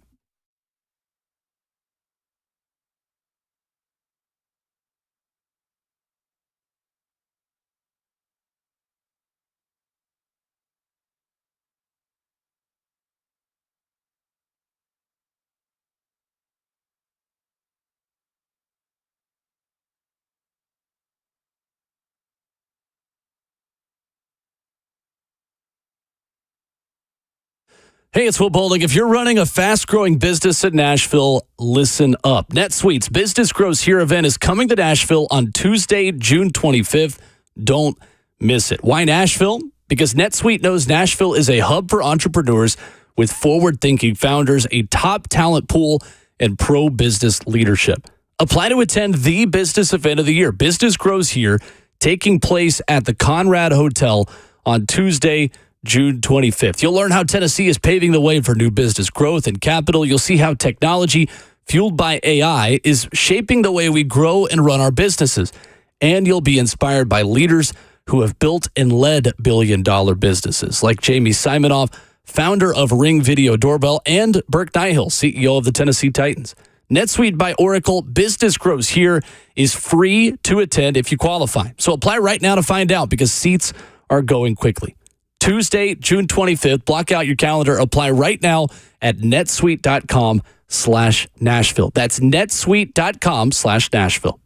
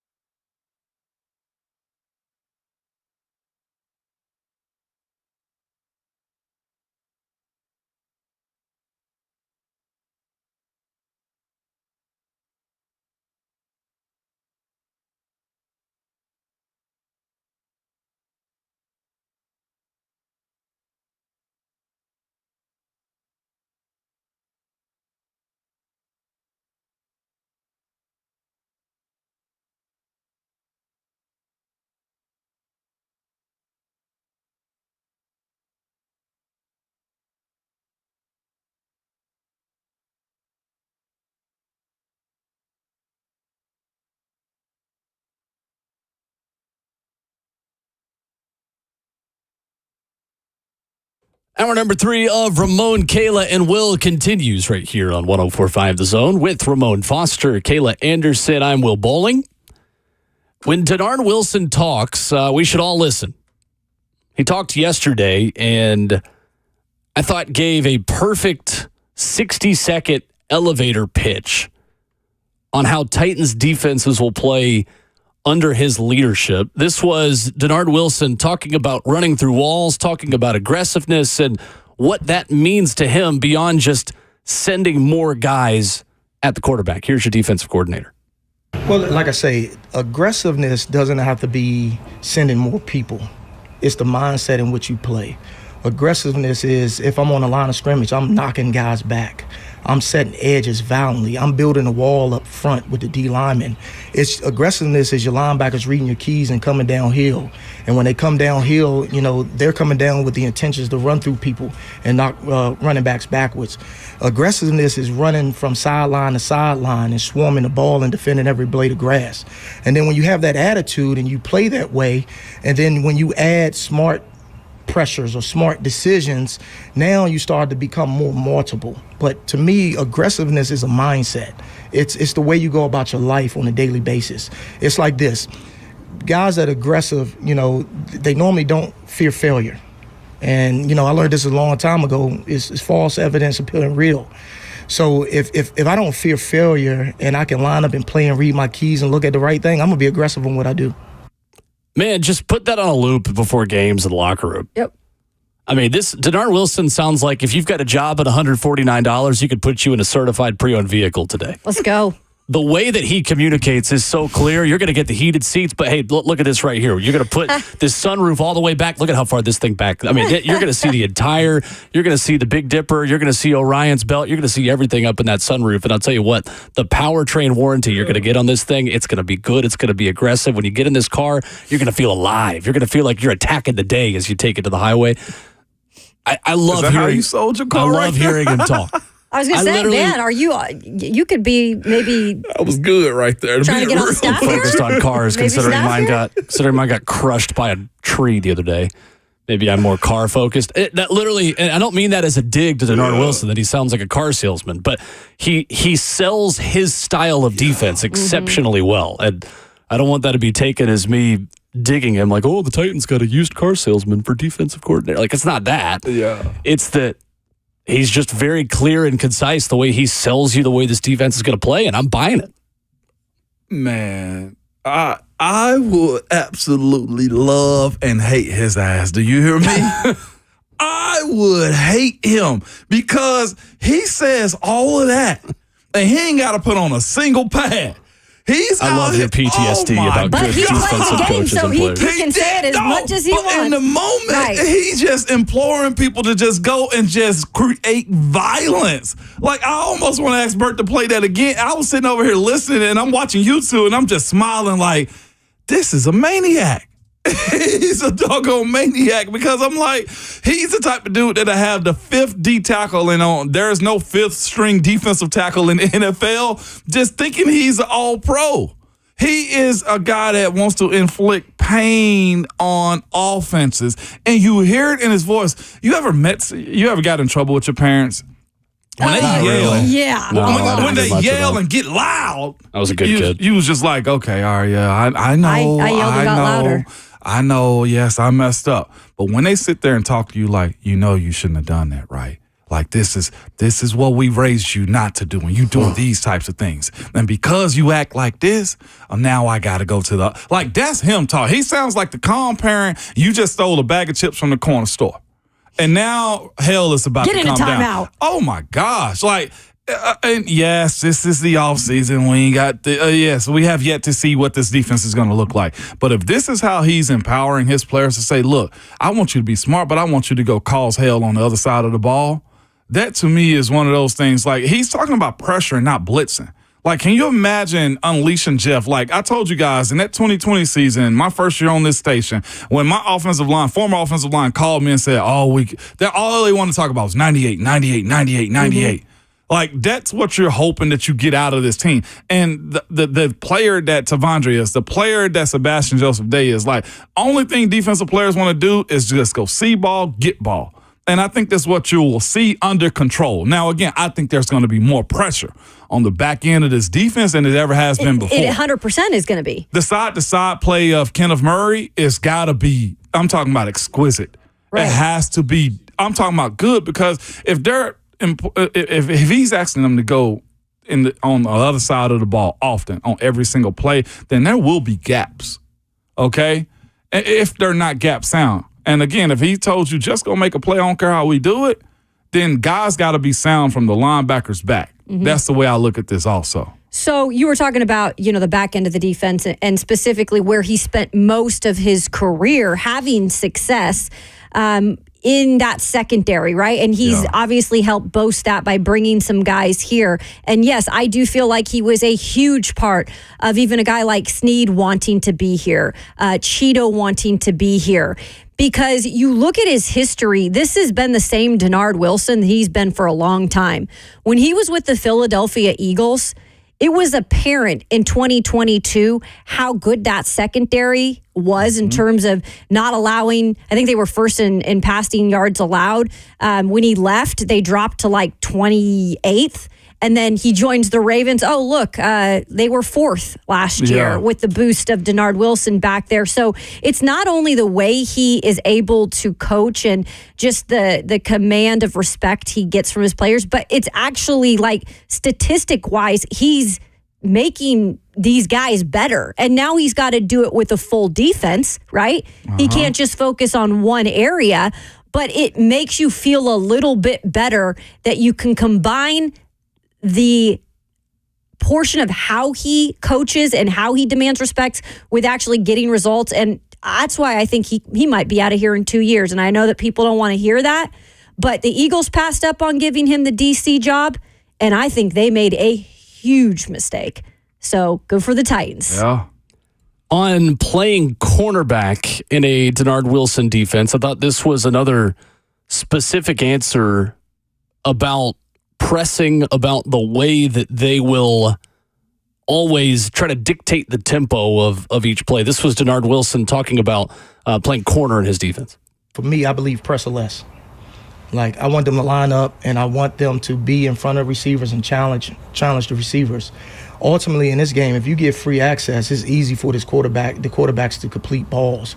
So what I do is I want to create hesitation at the line of scrimmage and make them earn it the hard way. Make them earn it, throw the 50-50 ball, but everything else we're going to challenge. How do you approach that? Do you leave it open to them to do it, or you telling them? From day one, we press everything.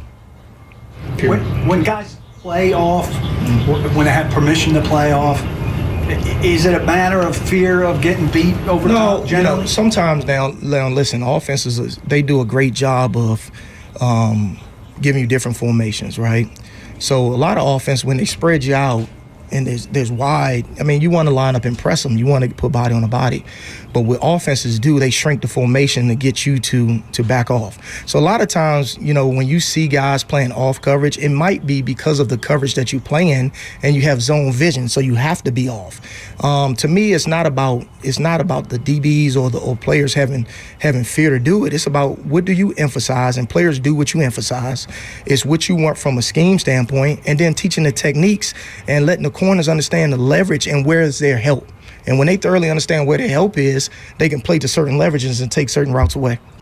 Simplifying the defense, I think, guys, it is nice that they have a type at corner. And we do not ever have to wonder about what kinds of defensive backs they want. Denard Wilson's telling us right there if we'll listen. Yeah.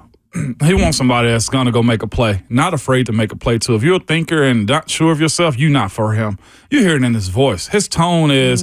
I hate even using this word, like alphas. Like I legitimately hate here. Oh, he's an alpha. No, in the right situation, you're an alpha. In other situations, you're not. But what he's saying, he wants strong personality guys that are very confident in their play. And that can be a guy that's very quiet, that likes to play behind the scene, but you put him on the field, he go at it. And that's one thing I think that's the difference is between saying a guy's an alpha, guy's like he's a playmaker. He wants playmakers. He wants dudes that know how to be smart. What was the term he used with Chris Long? Godly, I forgot which one it was. Oh, when he did the interview with Chris Long? Yeah, the acronym that he used. I'll have to find it. Dog. Discipline, butt heads with grit. Yes, Ooh, there we go. Discipline okay. butt heads. That's with been the Okay. phrase from Rand Carthon with Buck at the Install Live, and Brian Callahan, I think, has talked about that, and then now you get Denard talking about it. That is their motto was in that building. Discipline a-holes with grit. That's dogs right I there. like it. So I'm looking forward to seeing what that's going to look like from a team perspective when they all bring us together. Again, camp's probably going to be very violent. If you have an opportunity to go to it, I'd probably say go, because it's two coordinators establishing themselves, and with Denard Wilson and how he talks and the guys that we see that's on this squad too, that offensive line will grow up quick. It has to.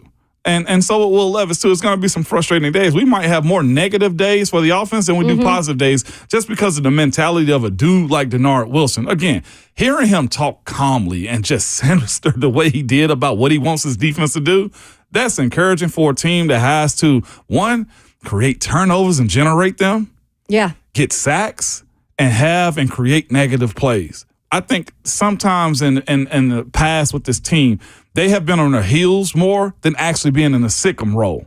Even in the games with Atlanta, like, of course you jumped out good with them, but the Chargers, that was a back and forth game, and it shouldn't have been with the way the Chargers were last year. And this year, I don't think you have to worry too much about that, and you're going to have to be able to set that tone too with the schedule that you have. Favored in just 2 games right now on betting sites.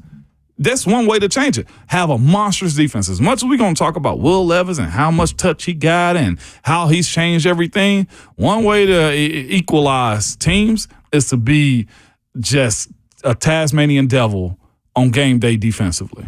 I'm also interested with Denard Wilson being here, and obviously he's specialized in the secondary, but overall he looks to be a guy who does really thoroughly believe in developing players, no matter where they are position-wise. And there are some guys on this team who are in their final years of their contract here that have some proven to do that maybe under this guy in the way they've talked about it. I'm specifically talking about when we talked with Rashad Weaver and Elijah Molden this week.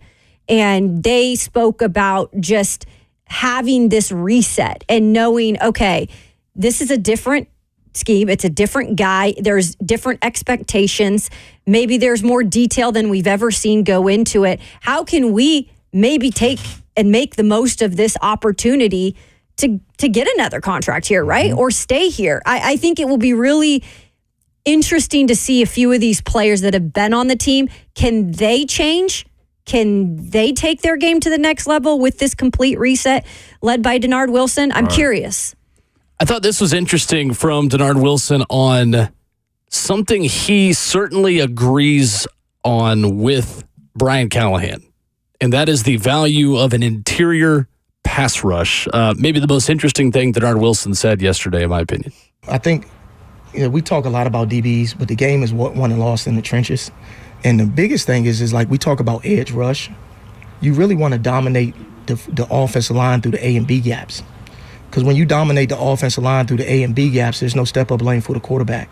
And if no step-up lanes, and if we go back to the corners being connected at the top of the route with no step-up lane, where is it for the quarterback to throw? Do you guys think we're going to start seeing this franchise value that position maybe more than a lot of others? Especially as it pertains to we'd rather have in Tennessee a great interior rusher versus an elite edge rusher. I think it's just all about compliments. If to his point about being able to push the middle with offensive line somewhat getting smaller over the last 10 years as far as the size of dudes, then yeah, I think this is the appropriate approach to it to get out ahead of it. And then again, this is the one thing that we spoke about. I think we talked about it last week with the addition who was it? It was the rankings, PFF.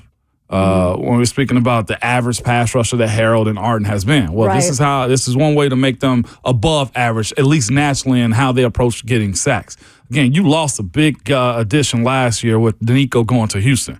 That's that push that you were looking for in those plays to flush the quarterback out. In this protected league of quarterback play, one way to make them uncomfortable is, to his point, rush up the middle. You have to be able to do that. If those dudes sit back there and look pretty and the zoom camera and the sky cam is taking nice visuals of them, you're going to lose. One way to do that is to move them around and have your athletes seek and destroy on game day. That's probably a hard term to use right there, but that's what you want to be able to do. Flush them and close them out. I'm with you.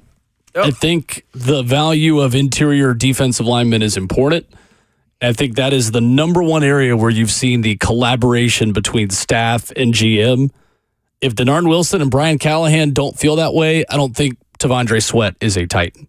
Mm-hmm. I was just that's why that trip to Texas was more important in the pre-draft for Tavondre. To me, Tavondre Sweat is the X factor of the Titans defense this year, because if Tavondre Sweat is good, the safeties don't have to be as good.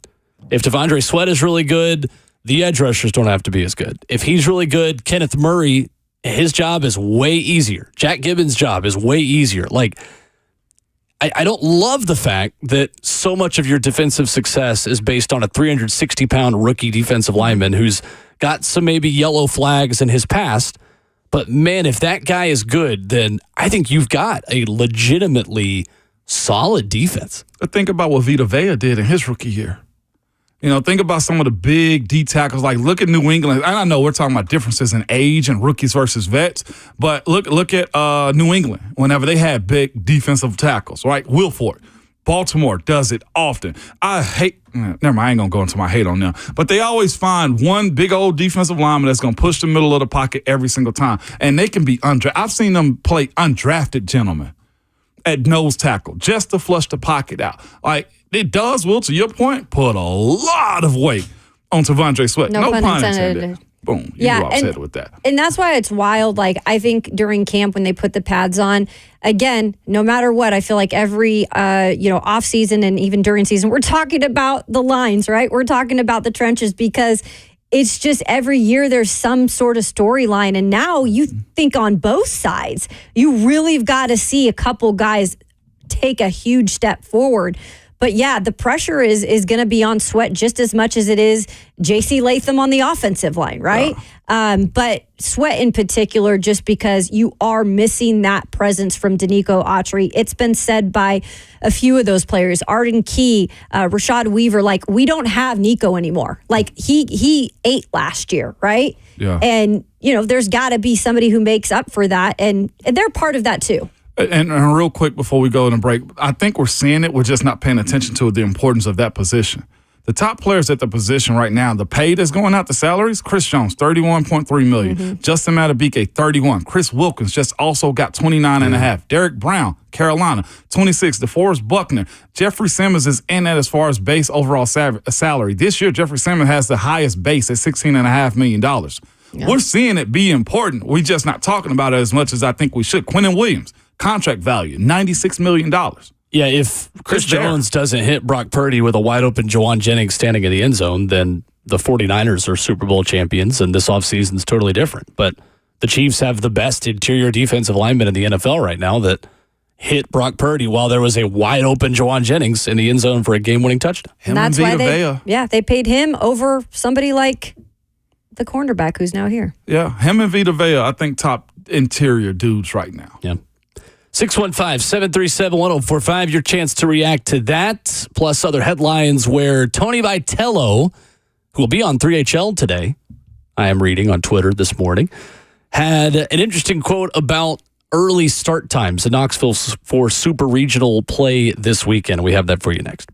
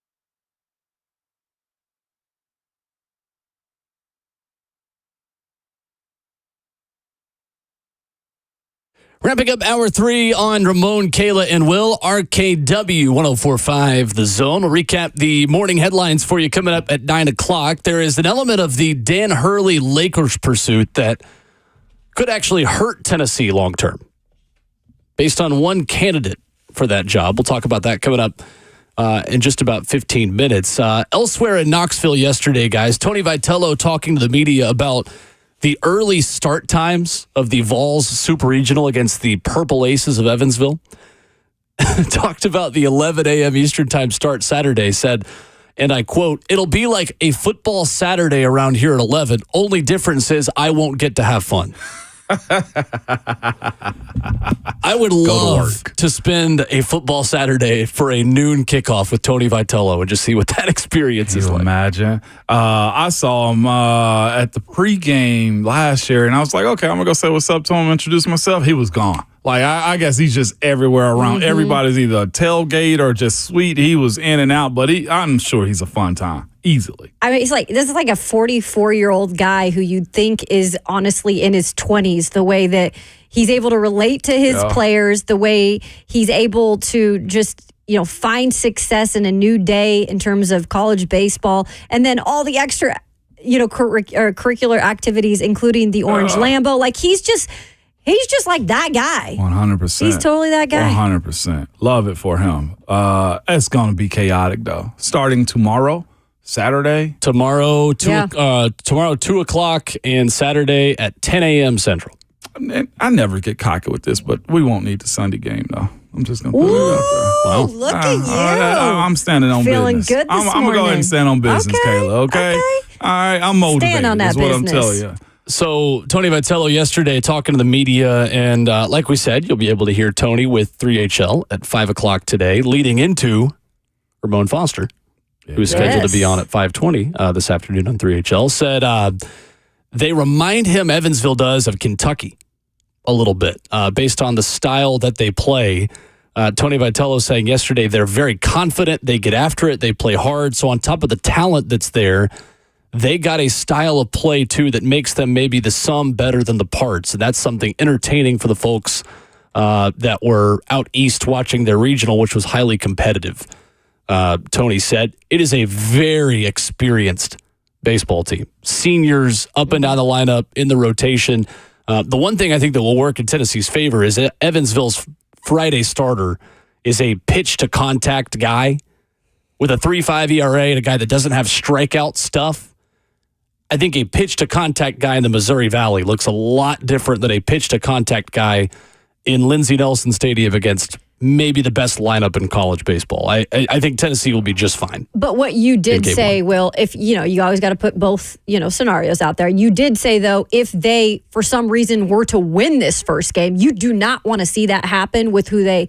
Or was that East Carolina? That was ECU. Because you don't want to see you savage. That was, so I mixed those up. But that name gets me. Sorry about that, Bert. Did I just re-rip that? I ripped that Kayla. wound. I really did not mean to, I swear to you. 3 stripes. What's that team's name? We were big fan of them. They're gone now. The pirate ship has sunk. I was on that bandwagon if you were to have won. You should have to dress up like Korn lead singer with me on Monday. You should have to dress up like a Korn member. Yeah. I gotta look up. I can't remember what he looks like. Yeah. He has braids and a flavor saver. I don't think I'm going to shave my facial hair, but that's too much flavor saver. Yeah, so that's like the little piece of hair right underneath your bottom lip. Mm-hmm. So like whenever you eat something, like it's your flavor saver. Yeah. Right. Didn't Fred Durst have that too? Correct. Yeah. Jonathan Davis is the lead singer of Korn, right? He has dreads. I'm not dreading it. They're just getting individual braids. That dude got a 5 head too. Destiny still arrives. Why does he wear his hair like that with his forehead exposed like that, Bert? I don't know. Terrible. The best compliment Ramon has ever given me was the other day. He was back here with me, and I put my hair up, and he goes, "You don't have a big forehead." Oh, my God. Unprompted. He just looked at me. I was like, thanks. Thanks, Mo. Commenter on YouTube says soul patch is what that's called. Okay. Yeah. That's always what I've known that as, is a soul patch. And I've always known it as an 8 head when you have a big forehead. No, I meant the facial hair. No, I know. Yeah. I was just saying I also know that as another thing. As an 8 head, 4 head, 5 head, 10 head at this point right now. Bert, yeah, don't expose your forehead like that. This dude right here it was a little off. You're still looking at him? Yeah, I did. I was just trying to make sure Bert comes in, proper. I need some of them jangly wait. jeans the goth kids used to wear in high school. You remember they used to come in with them baggy ass pants, Yeah. had like 400 pockets. Are with those all Jankos? Jankos, that's what they are. No, they are not. I think they're Jankos. Those kids did not wear What is Janko that? jeans. Serious. I think so. What in the world is that? They're jeans. Just JNCO. Jinko. Yeah, yes, Jinkos. it is Yeah. JNCO. Those are it. That's it. Jinkos. They got a crazy as website hell. still. The website's still up. I can order a pair right now for $35. Never I in my wonder if it'll life be here. have I heard of this. Jinko Oh, jeans. yeah, you should look it up. Are huge. You can put an iPad in these pockets. Perfect. Let's bring them back. Let's bring them back, man. Can't hide money. No. you can hide a never mind. I can't use Yes. that term No. no more. No. Nope. 615-737-1045 coming up in hour 4. The RKW draft returns. Headlines for the morning: Dan Hurley and the Los Angeles Lakers' pursuit of the two-time defending national championship coach is the story of the morning. And we have more details for you coming up next.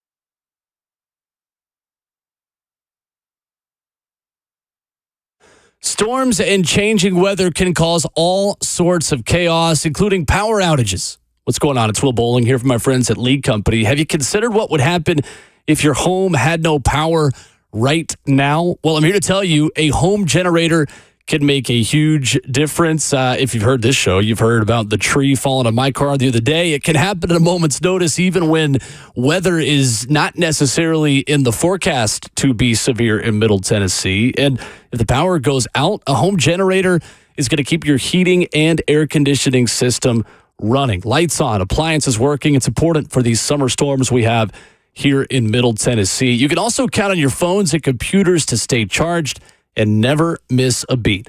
Act now and receive $500 off or special financing for up to 36 months on a new generator for your home. You heard that right. $500 off right now. Visit leadcompany.com/promotions or call 615-567-1000 to claim this great offer today. That's leadcompany.com. Lead Company, all you need.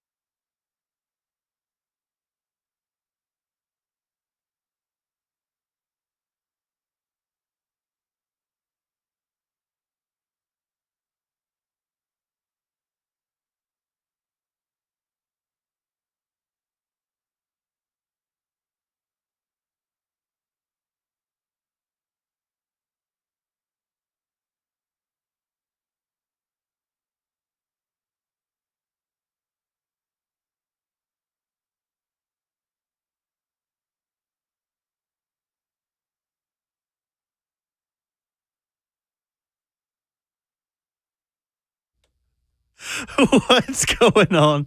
9 o'clock. Good morning for the 104.5 The Zone Studios. I am Robert Walsh. Breaking news this morning from Adrian Wojnarowski of ESPN. The Los Angeles Lakers targeting Connecticut's Dan Hurley to become the franchise's next coach, preparing a massive long-term contract offer to bring the back-to-back national champion to the NBA. The Cleveland Browns yesterday getting some work done, signing head coach Kevin Stefanski and general manager Andrew Berry to contract extensions since 2020. The Browns have the highest winning percentage for a team over a 4-year stretch since 1986 to 1989. Kevin Stefanski is the first Browns head coach since Bill Belichick to coach 5 years in a row for the Browns. And NBA Finals Game 1 tonight after a week-long break. Celtics expect to have Kristaps Porzingis back in the lineup, and the Mavs should also get Derek Lively back to full strength. For all your foundation repair and waterproofing needs, visit USSTN.com. Breaking news at once on your home for the Titans and the Vols. This is the 104.5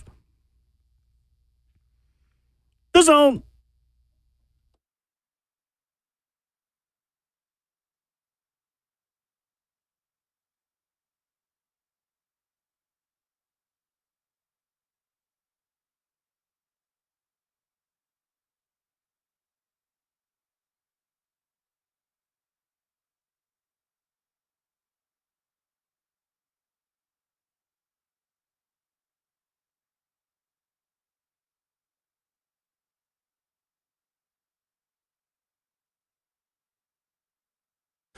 A very warm welcome to the fourth and final hour of your Friday Junior Edition. Ramon, Kayla, and Will, RKW, Ramon Foster, Kayla Anderson, Robert Walsh, spin of the hits. I'm Will Bowling. The RKW draft returns coming up in 20 minutes, a week after Ramon Foster takes home the first win of the new season. Nice. Reversing his fortune from last year's Thursday 3. We can confirm that Ramon is still a winner. I can still win Look at at times. you starting the season off right. 615-737-1045. How you jump in. You can join the conversation in the F&M Bank chat. You fire up the Zone YouTube channel. You hit subscribe. You like the stream. You put in comments to us, and we could just have conversations back and forth. Can't wait to. I'm looking forward Place to to this be. draft, too. This is my lane right here. Sure is. Appetizers now, are they going to be a little more bougie for you? So, yeah, It's if for me you to worry about, okay? How about I'll you? wait, Stick I'll in your wait, lane. I and like see. what I like out I'll here, stick okay? in my lane of, what is it, Fridays? Yeah. What's that is place called? Fridays. TJ Fridays? that is the topic for today. Appetizers. I can't wait. Me either. I'm hungry, too. Interesting from the perspective of Dan Hurley. Dan Hurley reportedly this morning, if you missed it, Bert just told you about Adrian Wojnarowski reporting the Lakers are going heavily in their pursuit of the two-time defending national championship coach. Zach Gelb, radio host, posted this about a half hour ago. SiriusXM host says, if I am UConn and Dan Hurley goes to the Lakers, I would hire Kim English, former Tennessee assistant who is at Providence. I figured. Please don't take Kim English. I figured that was going to be We've the case. got plans for him in a couple years. Right? You're like, just keep In them. Knoxville. Always pull him home, though. That's the thing. It's But always he should 100% take that job if he's offered yeah. it. And Kim English is going to get a Power 5 or Power 4 or whatever. College basketball is obviously different. I guess it is kind of still Power 5, including the Big East in college basketball. Yeah. Kim English will have a high major job sooner rather than later. And he's already at a big job at Providence. As Dusty Rhodes said, that ain't for you, baby. That's for somebody else. That was perfect. I love how you do that voice, man. That's pretty perfect. solid right there, bro. You don't do many things good, but you do that really well. That's what I'm saying. That I was does a about lot to, of things well. about to say I was something gonna say- bad. I can't oh, even. All geez. right, come on. We've now, let's almost move on. slipped a few times on the show today. I know. I'm getting too comfortable. I know y'all. I have. I'm getting too comfortable. know with I y'all. Sorry, Will. Maybe exclude you out of this, but Y'all are in righteousness. I'll Yeah, stay we on the are. righteous. Stay on the righteous side. know. Exactly, Somebody's man. gotta. Balance is what some call that. Balance is what Right. some call that.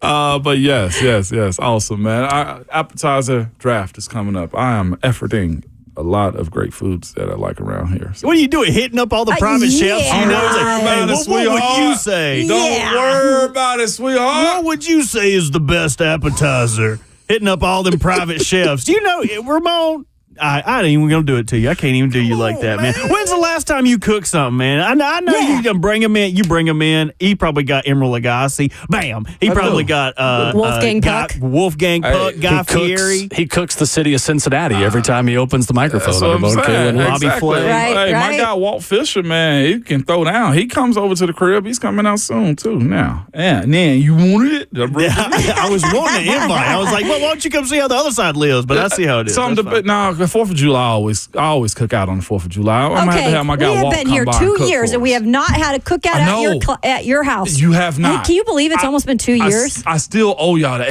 That's wild. I still owe y'all. I always deliver. I always deliver. 4 months to do promise. it. Let's do it. Your schedule's crazy. Yours is crazy. Bert's is crazy. I Mine don't is do nothing. Right? You need to leave Bert out of that Man, conversation. you be lying. You just want to win the story. All right, don't let the truth ruin a good story, huh? All right, I get it. It's my day, and I'm okay with that, all right? But the cookout is coming. Okay. I promise y'all we can write a contract right now. So all these apps will be here that we draft. I can get my dog to make whatever you want. Good luck. It's going to take a lot of business days to find a weekend that works for all of us. But What is a weekend for us? That's no such my thing. next open one is July 27th. I'd be gone. Wait, doesn't camp So- start up? Correct. So, So not. I mean, that's just. We'll couple have to hours do of it football. on a Titans home game weekend, essentially, or preseason maybe.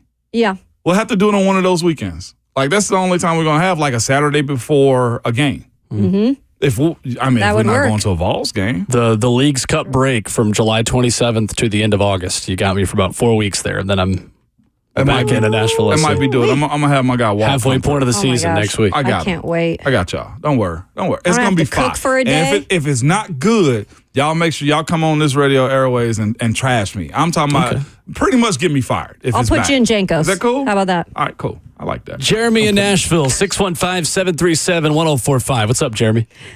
I'm going to bring Bert 10 Korean barbecue lollipop chicken wings. Oh, my God. Oh. Y'all leaving him out in the cold and not give Bert anything. So somebody's got to take care of Bert. There's So nothing. that's what I'm going to do for him. I'm going to bring him some lollipop wings. So nice of you. Lollipop wings. That's amazing. Why Wait, did you? And the Korean ones too. See, that's what I'm talking does about. he make them himself? Oh, Is my Chef question. Jeremy over there. Chef Yeah. Jeremy gonna chef it up See, for me. if y'all could hear what Bert says in only my ears, the speed with which that guy was put on hold, and Bert goes, "Take him right now. We gotta get Jeremy." Right? I now know why. It's because he was complimenting you. I need them lollipop wings. That's fine, So, by the way. I am curious with our draft coming up here in like just seconds. I am curious to where the people stand. Are people a little more willing to pay money for apps that are a little bit more intricate? Or Don't do ask people me. want just the good old, like you could even buy them in your grocery store and pop them in your microwave kind of apps that, you would have at If a you've restaurant too? I don't know. If you've ever feasted with me, we don't even eat. I know where you're going. Okay. Lobster apps, souffle. Apps is the meal. Okay. Lobster souffle. Apps is the meal. You hear me? Like I am an appetizer guy, and that is one area that when I first met Ramon Foster, Yeah. that is one area where we are the same. We locked. We are appetizer people on this High-end. radio show. It ain't even got to be high end. Appetizer, It's just got to be something. good. You got to start with something. Oh, it's just got to be good. That's it. 100%. Like high end. Like I ain't ever ordered a seafood tower, although I've eaten Okay. off others that bought it. But like Doesn't these, Maestro's good have that? a lot of them. I know a lot of them have them. They do, yes. Yeah, Yeah. a lot of I've them had have them. But yeah, If absolutely. you're ever in Baltimore, I know y'all don't like being in that part of the country, but if you're ever up there, you gotta go to Jimmy's Seafood and get the seafood tower, man. It's Really? got octopus, mussels, oysters, shrimp, crab. Literally anything you could ever want. I didn't think I would like grilled octopus, like the tentacles and Yes, everything, dude. until I went to Mexico City. Like South Oh, America really? does seafood right. Okay, that open grill should. fire with the char on it, with the butter on it. Oh my God, I ain't ever had the tentacle like that before. Right. Hey, bussin'. Hey, we don't do free shout outs, but is it the Palm across from Bridge? Dude, I told you to go there. They Yeah, do you just went there octopus this so year. good, man. They've got this chimichurri sauce. They barbecue them. They're blackened. They are incredible. Bussin'. Oh my The wind up on that. So loud. The wind up on that. I did it on purpose. That was good. Before we get to the RKW draft coming up in a few minutes, Titans were on the practice field yesterday. Jack Gibbons with the play of the day with an interception. Will Levis, 1 of 4 in his first 7-on-7 period, 2 of 4 in his second, making him 3 of 8 on the day. It is fair to say that Will Levis struggled yesterday. Are we concerned? Big deal, little deal, or no deal, as they did yesterday on the Buck Rising Show? Little deal. Deal. Yeah, he's supposed to struggle. He's still young, learning this offense with a defensive coordinator who is looking to attack. Hooah! I think the only reason why it's a little deal even, and maybe why I'm close to going no deal, is because this is so early still, and, installation, we're starting to build on it now. Like you've always said, defense is always a little ahead of the offense, like all those things that come along with it. Like, let's let this play out. Yep. Yeah. I think that's the right answer. Yeah. Nothing super concerning. Yeah. Coming up, the RKW Draft 2.0. Ramon Foster defends his title, and we will have that for you coming up next.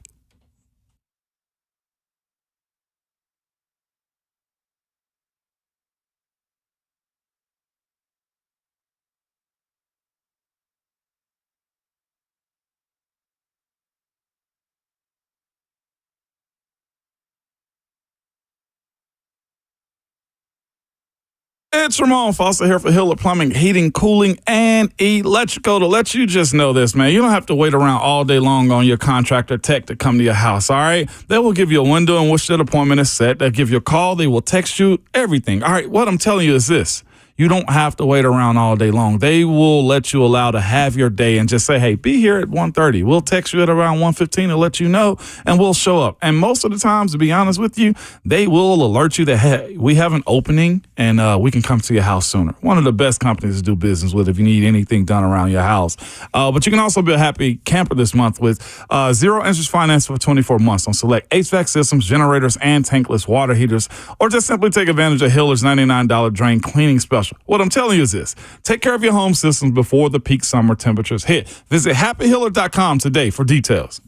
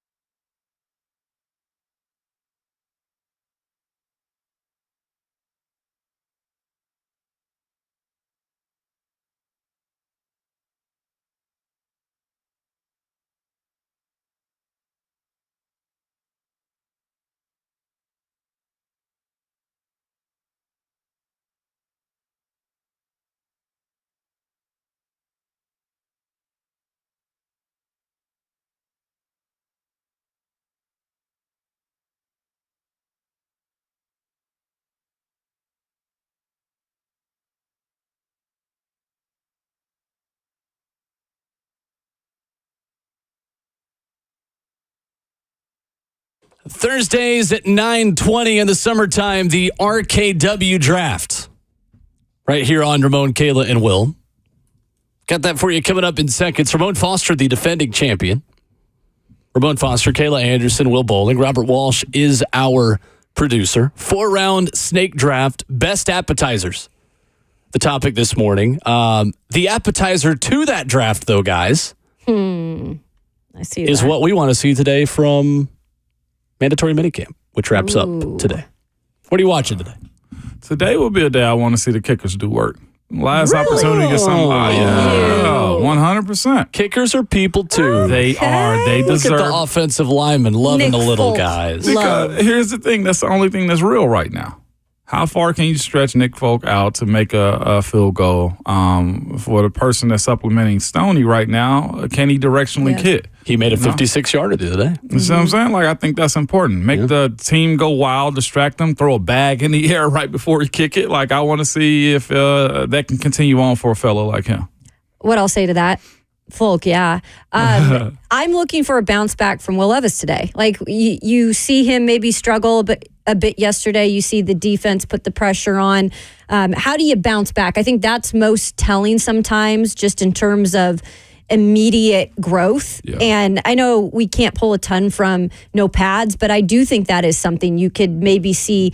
Hey, can he bounce back? Can the offense, kind of have a better day in this third day of mandatory minicamp, which they're going to wrap up, and they have just a few next week practice days, and then they're, like you said, they're off to summer. Yeah, I think Levis is the answer, right? Got to bounce back. Didn't have the best day yesterday. What's the get back look like? Or is this just a time of the year where the defense is so far ahead and for whatever reason so much better than the offense? The interception, the mistakes, the throw into the lake was certainly not Will Levis's best day. I think maybe you could argue out of what we've seen, it was his worst day that we've seen. Need to see a little bit of an improvement. Not need is a relative term, right? There's not like a major concern if he's bad again today, but would like to see him be better. Fair. The fact that we've only heard this once out of that camp so far, though, or seen it and had it reported. That's right. That's a solid thing, though, too. That's not bad. I don't want it all good. No. Yeah. And it's been all good. I mean, to be fair as well, like you've said, this is the most positive time of the offseason for everyone. All right. There we go. There's your appetizer to the RKW draft of appetizers. Ramon Foster has the first pick. Kayla Anderson the second. I take the third pick, and Robert Walsh gets the fourth pick. Again, I think picks 3 and 4 are a good place to be. They are. It's not bad. In the snake draft. Considering Ramon won last week, picking fourth. Yes. Interesting. All right. Number one overall. Let's hear it. Number one overall, man. Drum roll. Caviar. Oh, my God. Caviar is my number one overall. I will say, I will preface this with, in the production room next to us, I crowdsourced this idea to Jackson and Lucas. And Buck was on the phone doing this meeting. Of course, could not be bothered to show up in person for said production meeting. Of course not. His answer was the lobster popcorn at Cane Prime. 5. Oh, God. It is very good. 5. I've had it one time, but that's wild. Okay. Anyway, my number one pick, though, is along those same lines. Oh, no. The duck fat fries from Bourbon Steak. Okay, so my goodness. we got to make an important point of clarification here. Are we doing like specific items? Yeah, that's a great question. You can do whatever you want. I was thinking more general, like things you could find anywhere. But if you want to go specific, that is up to you. I think you could still say duck fat fries because if you've ever been to Wolfgang Puck's, they do a duck fat fry, like a confit kind of thing. They do. So if you just Right. Okay. All right, we'll keep it at duck fat fries with the aioli, with the barbecue sauce. If you want to say because I have one on my list that is from one specific place. Okay. A1, I can go there, do that, and they can serve me a overburnt burger, and I love it still. Okay. That's how far them fries are. In the graphic, yours will say duck fat fries from Bourbon Steak. Yes, 100%. Okay. That's fair. Yep. I wanted to make sure I had it correct as the graphic designer. The fact that I heard Burt go, ooh, let me know that was good enough to be a number one overall pick right there. Bougie. You're going to see, I should say, a theme with me when I go apps, because I am actually opposite of bougie. I like a good old hearty, just something to get me something in the stomach going, because I'm always so hungry sometimes once I go to one of those dinners where I know I'm including apps, that I just want something that is just traditional. So I'm going to start mine off with something because I just am such a potato girl. Like anything potatoes, load me up on. But for some reason, potato skins that are mastered are unbelievable for an appetizer. With all This was on my loaded. list. Fully Potato loaded skins, potato skins. fully loaded, This baby. was on my list. Yep. That crunchiness, if you get it right with the skin, It's not a first round talent for me, but it was going to be on my board in the second or third, no doubt. Loaded potato skins. I think I've always, again, free shout out to the Calhoun's Rocky Top potato skins in Knoxville. Okay. That have the pulled pork with the sauce, bacon bits, and melted cheese on them. What are we talking about? Excellent. nice. I have a number one overall pick talent that I will take. It's simple. It's something that cannot be messed up, whether it's white or yellow. Chips and queso. Yep. I mean, what are we doing? Chips and queso is the ultimate appetizer. I will go to a nice restaurant and order a steak for the entree, but I'll still get chips and queso as my entree. Best chips and queso is at San Antonio Taco Company down the road. I'm not going to go that far to say only theirs at Satco, although if you're a Nashville native, if you know, you know. But chips and queso is the correct answer for me in the first round. I don't give a damn what y'all like as appetizers. My list, y'all are going to go, that should have been a fourth round pick, but I don't give a I rip. just got a ripped on This that. is what, rip it. I said it was good. This is what I want on my tray. If you're saying, all right, Bert, last meal, you get 4 apps, this is what I'm picking. And y'all better not draft none of my stuff. First off, fried pickles. You can't beat Great a fried pick. pickle. Great I pick. love pickles by themselves, but it gives you something greasy, gives you something with a little savory to it, and you get the fried knocked out of the way. That is my 104 pick. My 201 pick, I'm going deviled eggs. Yeah. Great pick. Yeah.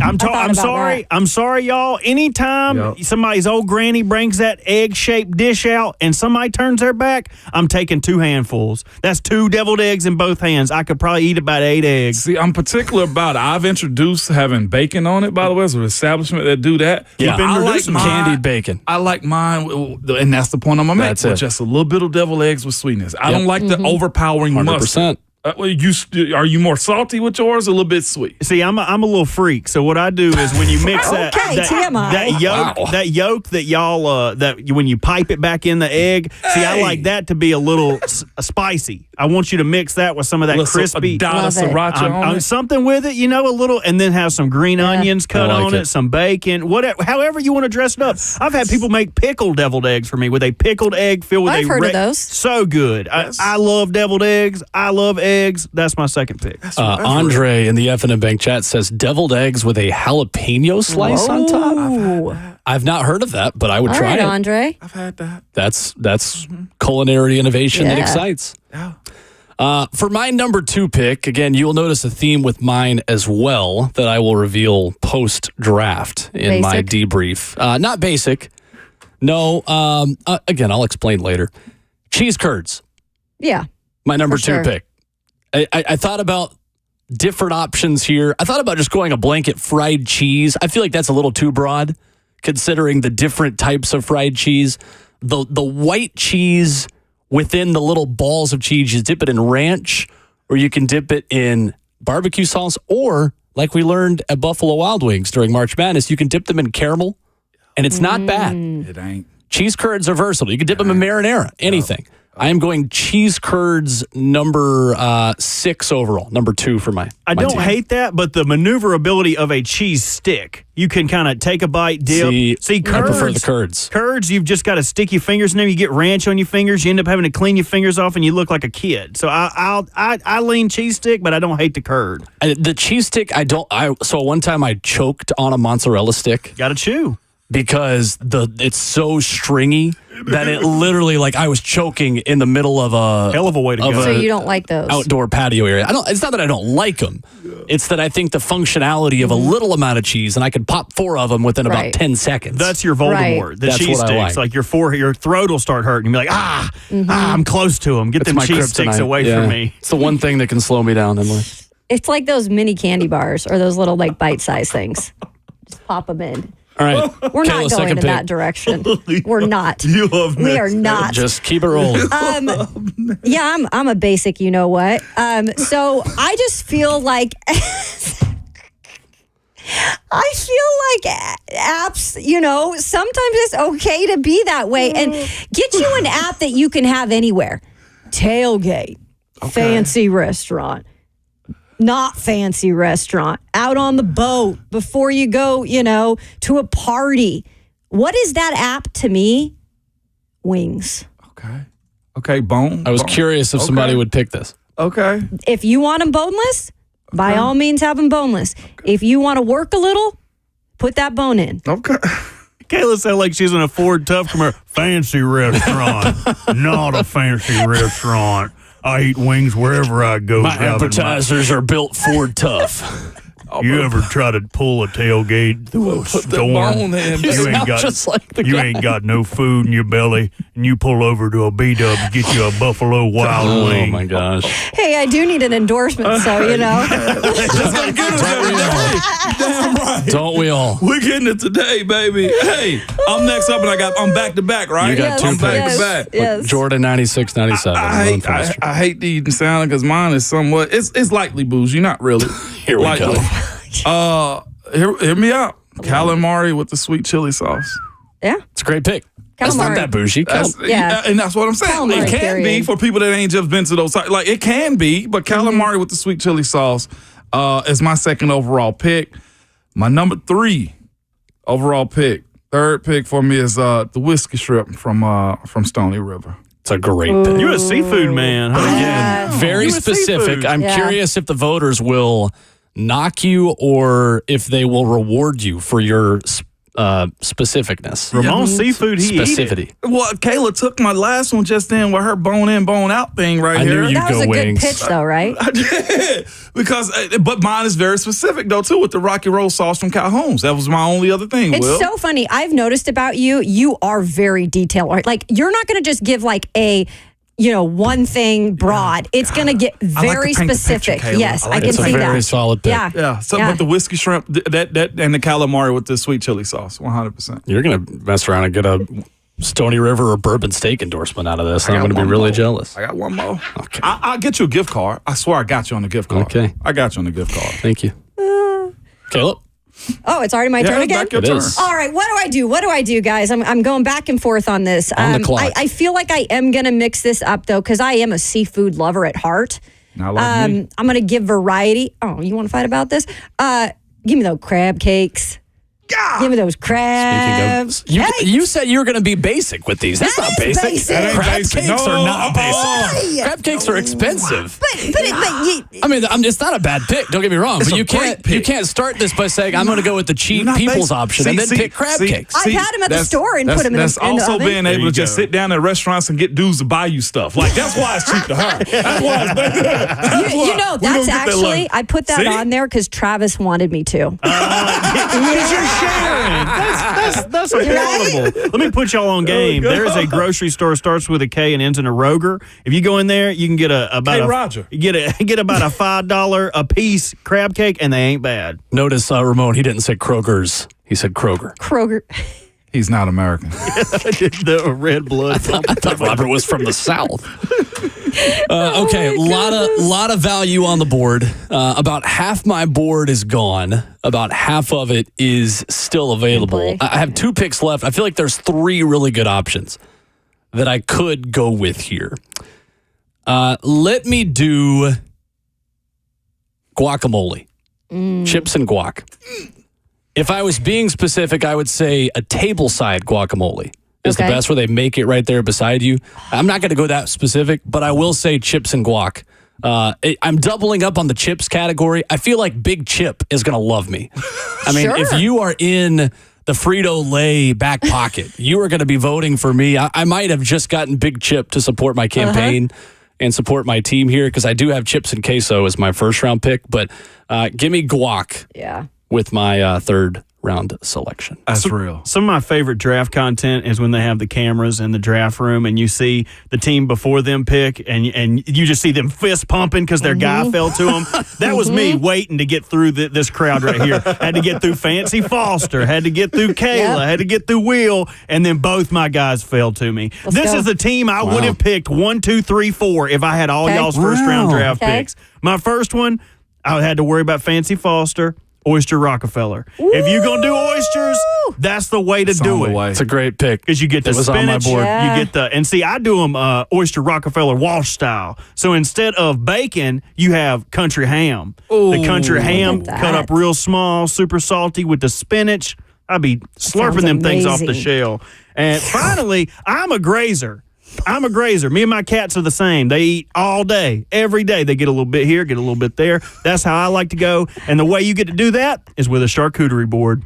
Oh, Charcuterie board. You're going to make me spell charcuterie, aren't you? I on get this the thing? you get the meat, you get the cheese, you cheese. get the preserves, Yeah. you get the bread, you get a little bit Yeah. of dessert, Sweetness you and get a little bit of salty. this, the olives, the pickles, the gherkins. You get anything you want on that board because I got everything else I wanted. So I'm gonna go charcuterie board for my last pick. I like it. Yeah, that's tough. That's heavy, man. They're like fine. it. Charcuterie boards are fine. This is You had the wrong establishment here that ones. took it off the menu, You had man. the I want to call them out, but I'm hold the piece. Okay. Hey, when you go somewhere and you get a No justice. charcuterie board and they got the pepperoni in the shape of a flower, I don't even peel them off one by one. I be eating a whole flower. You just stick the whole thing.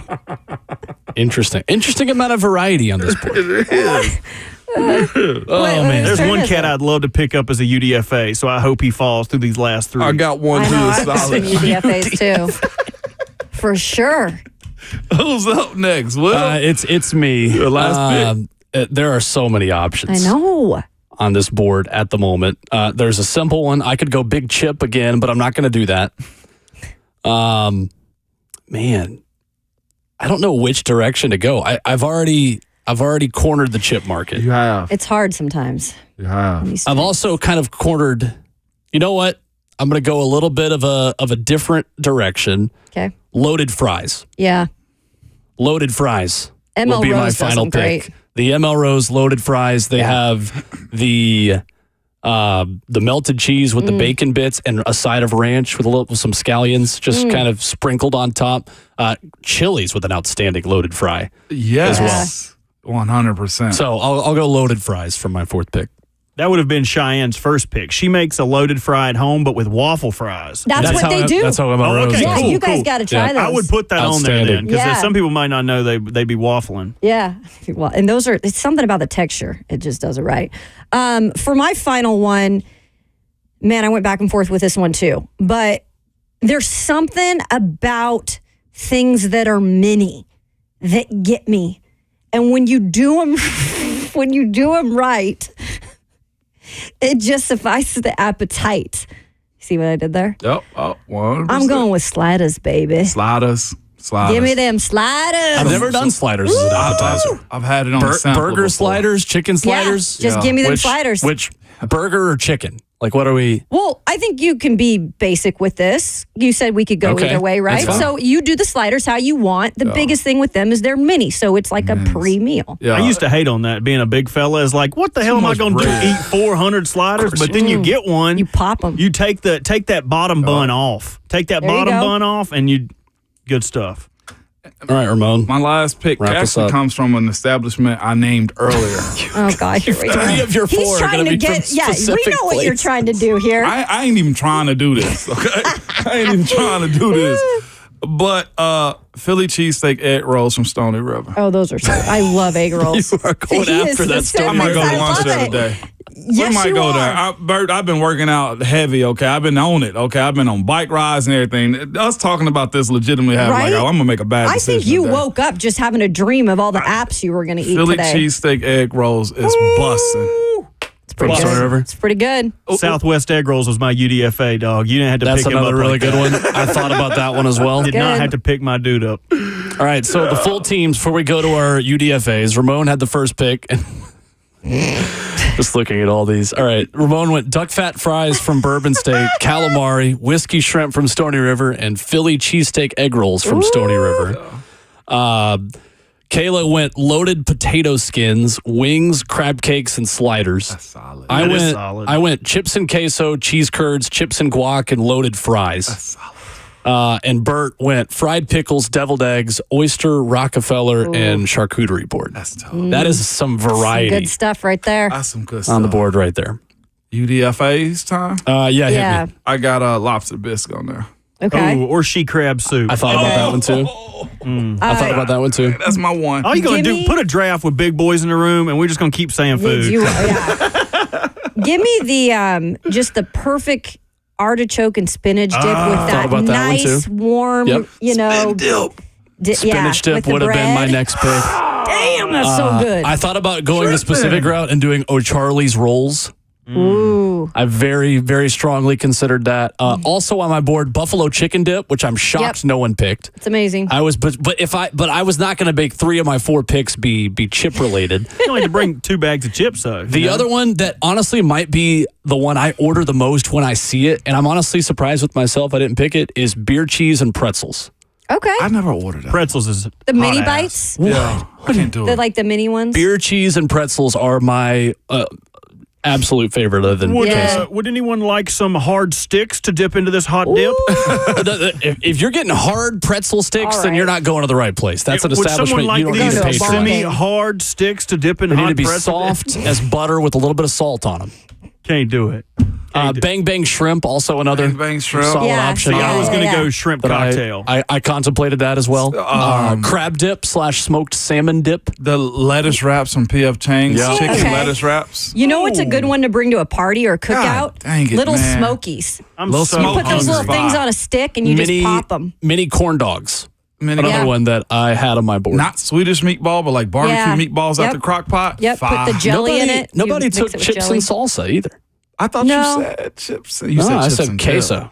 Chips and I had queso and guac. It's free, though. Chips Yeah. and salsa's free. I'm with, yeah, it is. They water that's a good themselves point. down. You know what I mean? I'm with Savage too. I think Spin Dip deserved a little bit more respect. Yeah. It did. And you do it right and there's nothing that But beats see, the it. thing is, I never get an opportunity to eat it because my 2 boys just They Tear it up. They get to it, yeah. You kind of got the spinach part with the oyster Rockefeller. Yeah, a little bit. A little bit. I don't know if this is the last one, I swear, or we just sit here like dudes naming 2,000 athletes. Like I know. I don't know if you guys ever had lumpia before from it's like a Lumpia? No, Lumpia. It's like a spring roll, but from like a Filipino spring roll. It's so good, dude. If you ever go to like an Asian grocery store, they be whipping them up, Okay. dude. Shine will get mad at me because I will order like 5 of them and walk around the There you go. store. look at ethnic Bert. There it out is, here. the RKW draft. The graphic is tweeted in seconds. You'll be able to vote, and that is it. Air 5. This is the most active the chat has been all morning. I love it. Coming up, we'll set the table for Titans minicamp today. Get you headlines on the way out. You can give us an appetizer honorable mention if you care to as well. 615-737-1045 as we ramp up the show next.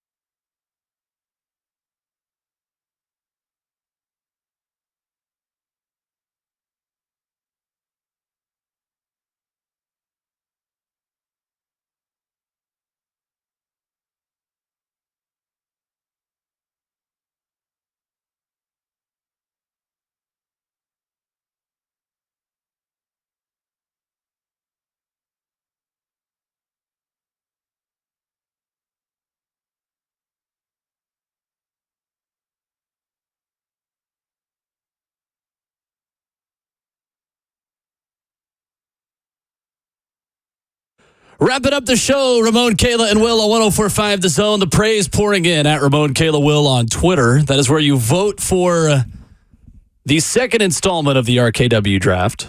Best appetizers. Matthew chimes in and says, somebody's fancy and doesn't have a salary cap. Winning, though, he says about Ramon Foster. Dill writes in, says, this makes it seem like Ramon is out of touch with any of us regular folk. Which I enjoy. Austin tweets us at Ramon Kayla Will, gained 10 pounds just listening to this. My sister texts in, hello Claire, and says, y'all are making me hangry. I literally just had to stop and get food while listening to you guys. By the way, Ramon won. Tell him I'll see him for lunch at Stony River. My girl. It's on My Ramon. girl. Me and Claire, I knew we were locked in from the time she walked up to me with a brew in hand and hugged me and a baby in the other, baby. That's what I'm talking about. That's my dog. Ramon Kayla Will is where you vote in our Twitter poll for the best draft. Yeah, that was tough, right? That was real cool. There we go. So that is your appetizer for Titans minicamp content, which is coming up next with the Buck Rising Show, coming up in a few minutes. Yeah, I mean, y'all asked me what we were doing. I mean, those are my go-tos right there. Yeah. So, all right, I'll give the teams. I'll give the teams again of who we all picked. Ramon's salary capless team going over the cap. The big for the cap is fake folk out there. Ramon Foster's team. Duck fat fries from Bourbon Steak, calamari, whiskey shrimp from Stony River, Philly cheesesteak egg rolls from Stony River. Kayla goes loaded potato skins, wings, crab cake, sliders. I went chips and queso, cheese curds, chips and guac, loaded fries. Bert goes fried pickles, deviled eggs, oyster, Rockefeller, and charcuterie board. Our friend John in the borough tweeted at us and said, I went with the picks of the people. Said, your draft was the people's draft. Common solutions for the common man. Yeah. I'm here to represent the good people of Nashville. He said the Big Chip guy would vote for him. Big Chip is going to be all in. Clearly, Big Chips are. I should have gone Big Potatoes. I should have just stuck with potatoes. Yeah. I'm telling you the whole draft. Loaded potato soup is in that conversation too. I know. So I love soup's an appetizer for you too. See, I didn't want to blur the lines there. I didn't want to take the risk of people not thinking soup was an appetizer. So very interesting. To each is your own. I'll say that. May the best app table win. Okay, may the best app table So you're taking win. us all out for apps. Is that it? I'm not that fancy. Okay. I'm broke. You're not that guy? I'm broke. Displayed fanciness. I'm beyond broke out here. We could just make Ramon eat a lunch. You have exhibited fancy properties. We should have done worst. Worst appetizers. Yeah, right? Okay, worst appetizers. Right? Nachos. Fried mushrooms. Oh, Yes. no. Yes. Now, if they're done well, they're great. But if they are done poorly, it's by far the worst. I don't think you can mess them up, man. There's an establishment that serves like soul food. When they bring you like white beans out, Ew. send them back. White beans? Yes. That's it? White beans. Y'all Send them back. crazy. Y'all just fun. Here's some my beans. childhood. I don't want them on my table for free. Like I think French onion soup is overrated. I love that stuff. I do. I love that stuff. I think the cheese on the top is good, and then under that, it's just mush and exactly. no, I just man. eat all the So cheese. good. not good at all. pig feet is terrible. Ew, as an What? Of course it is. What are you talking about? You should cut my mic off. Y'all ain't. And they're really. Have y'all ever had pig's feet? No. It's so how do y'all know? How do y'all know? You just acting like I'm it. going to put cicadas in this. You just might as well. It's In this era. the time of the season. like tartar. Y'all ever had tartar? Yeah, that's crap. And not I'm That's gonna not throw bad. another one. The caviar is weak sauce. Trash. What is caviar so expensive for? I got some friends of mine that love Slimy Because eggs. it's not a sustainable practice, right? So like Right. at first you had Yeah. to kill the fish to get the eggs. But now they have Okay. sustainable There you go. caviar, but that is usually cheap. I got another one that's really gonna make Bert hate me too. Just plain oysters.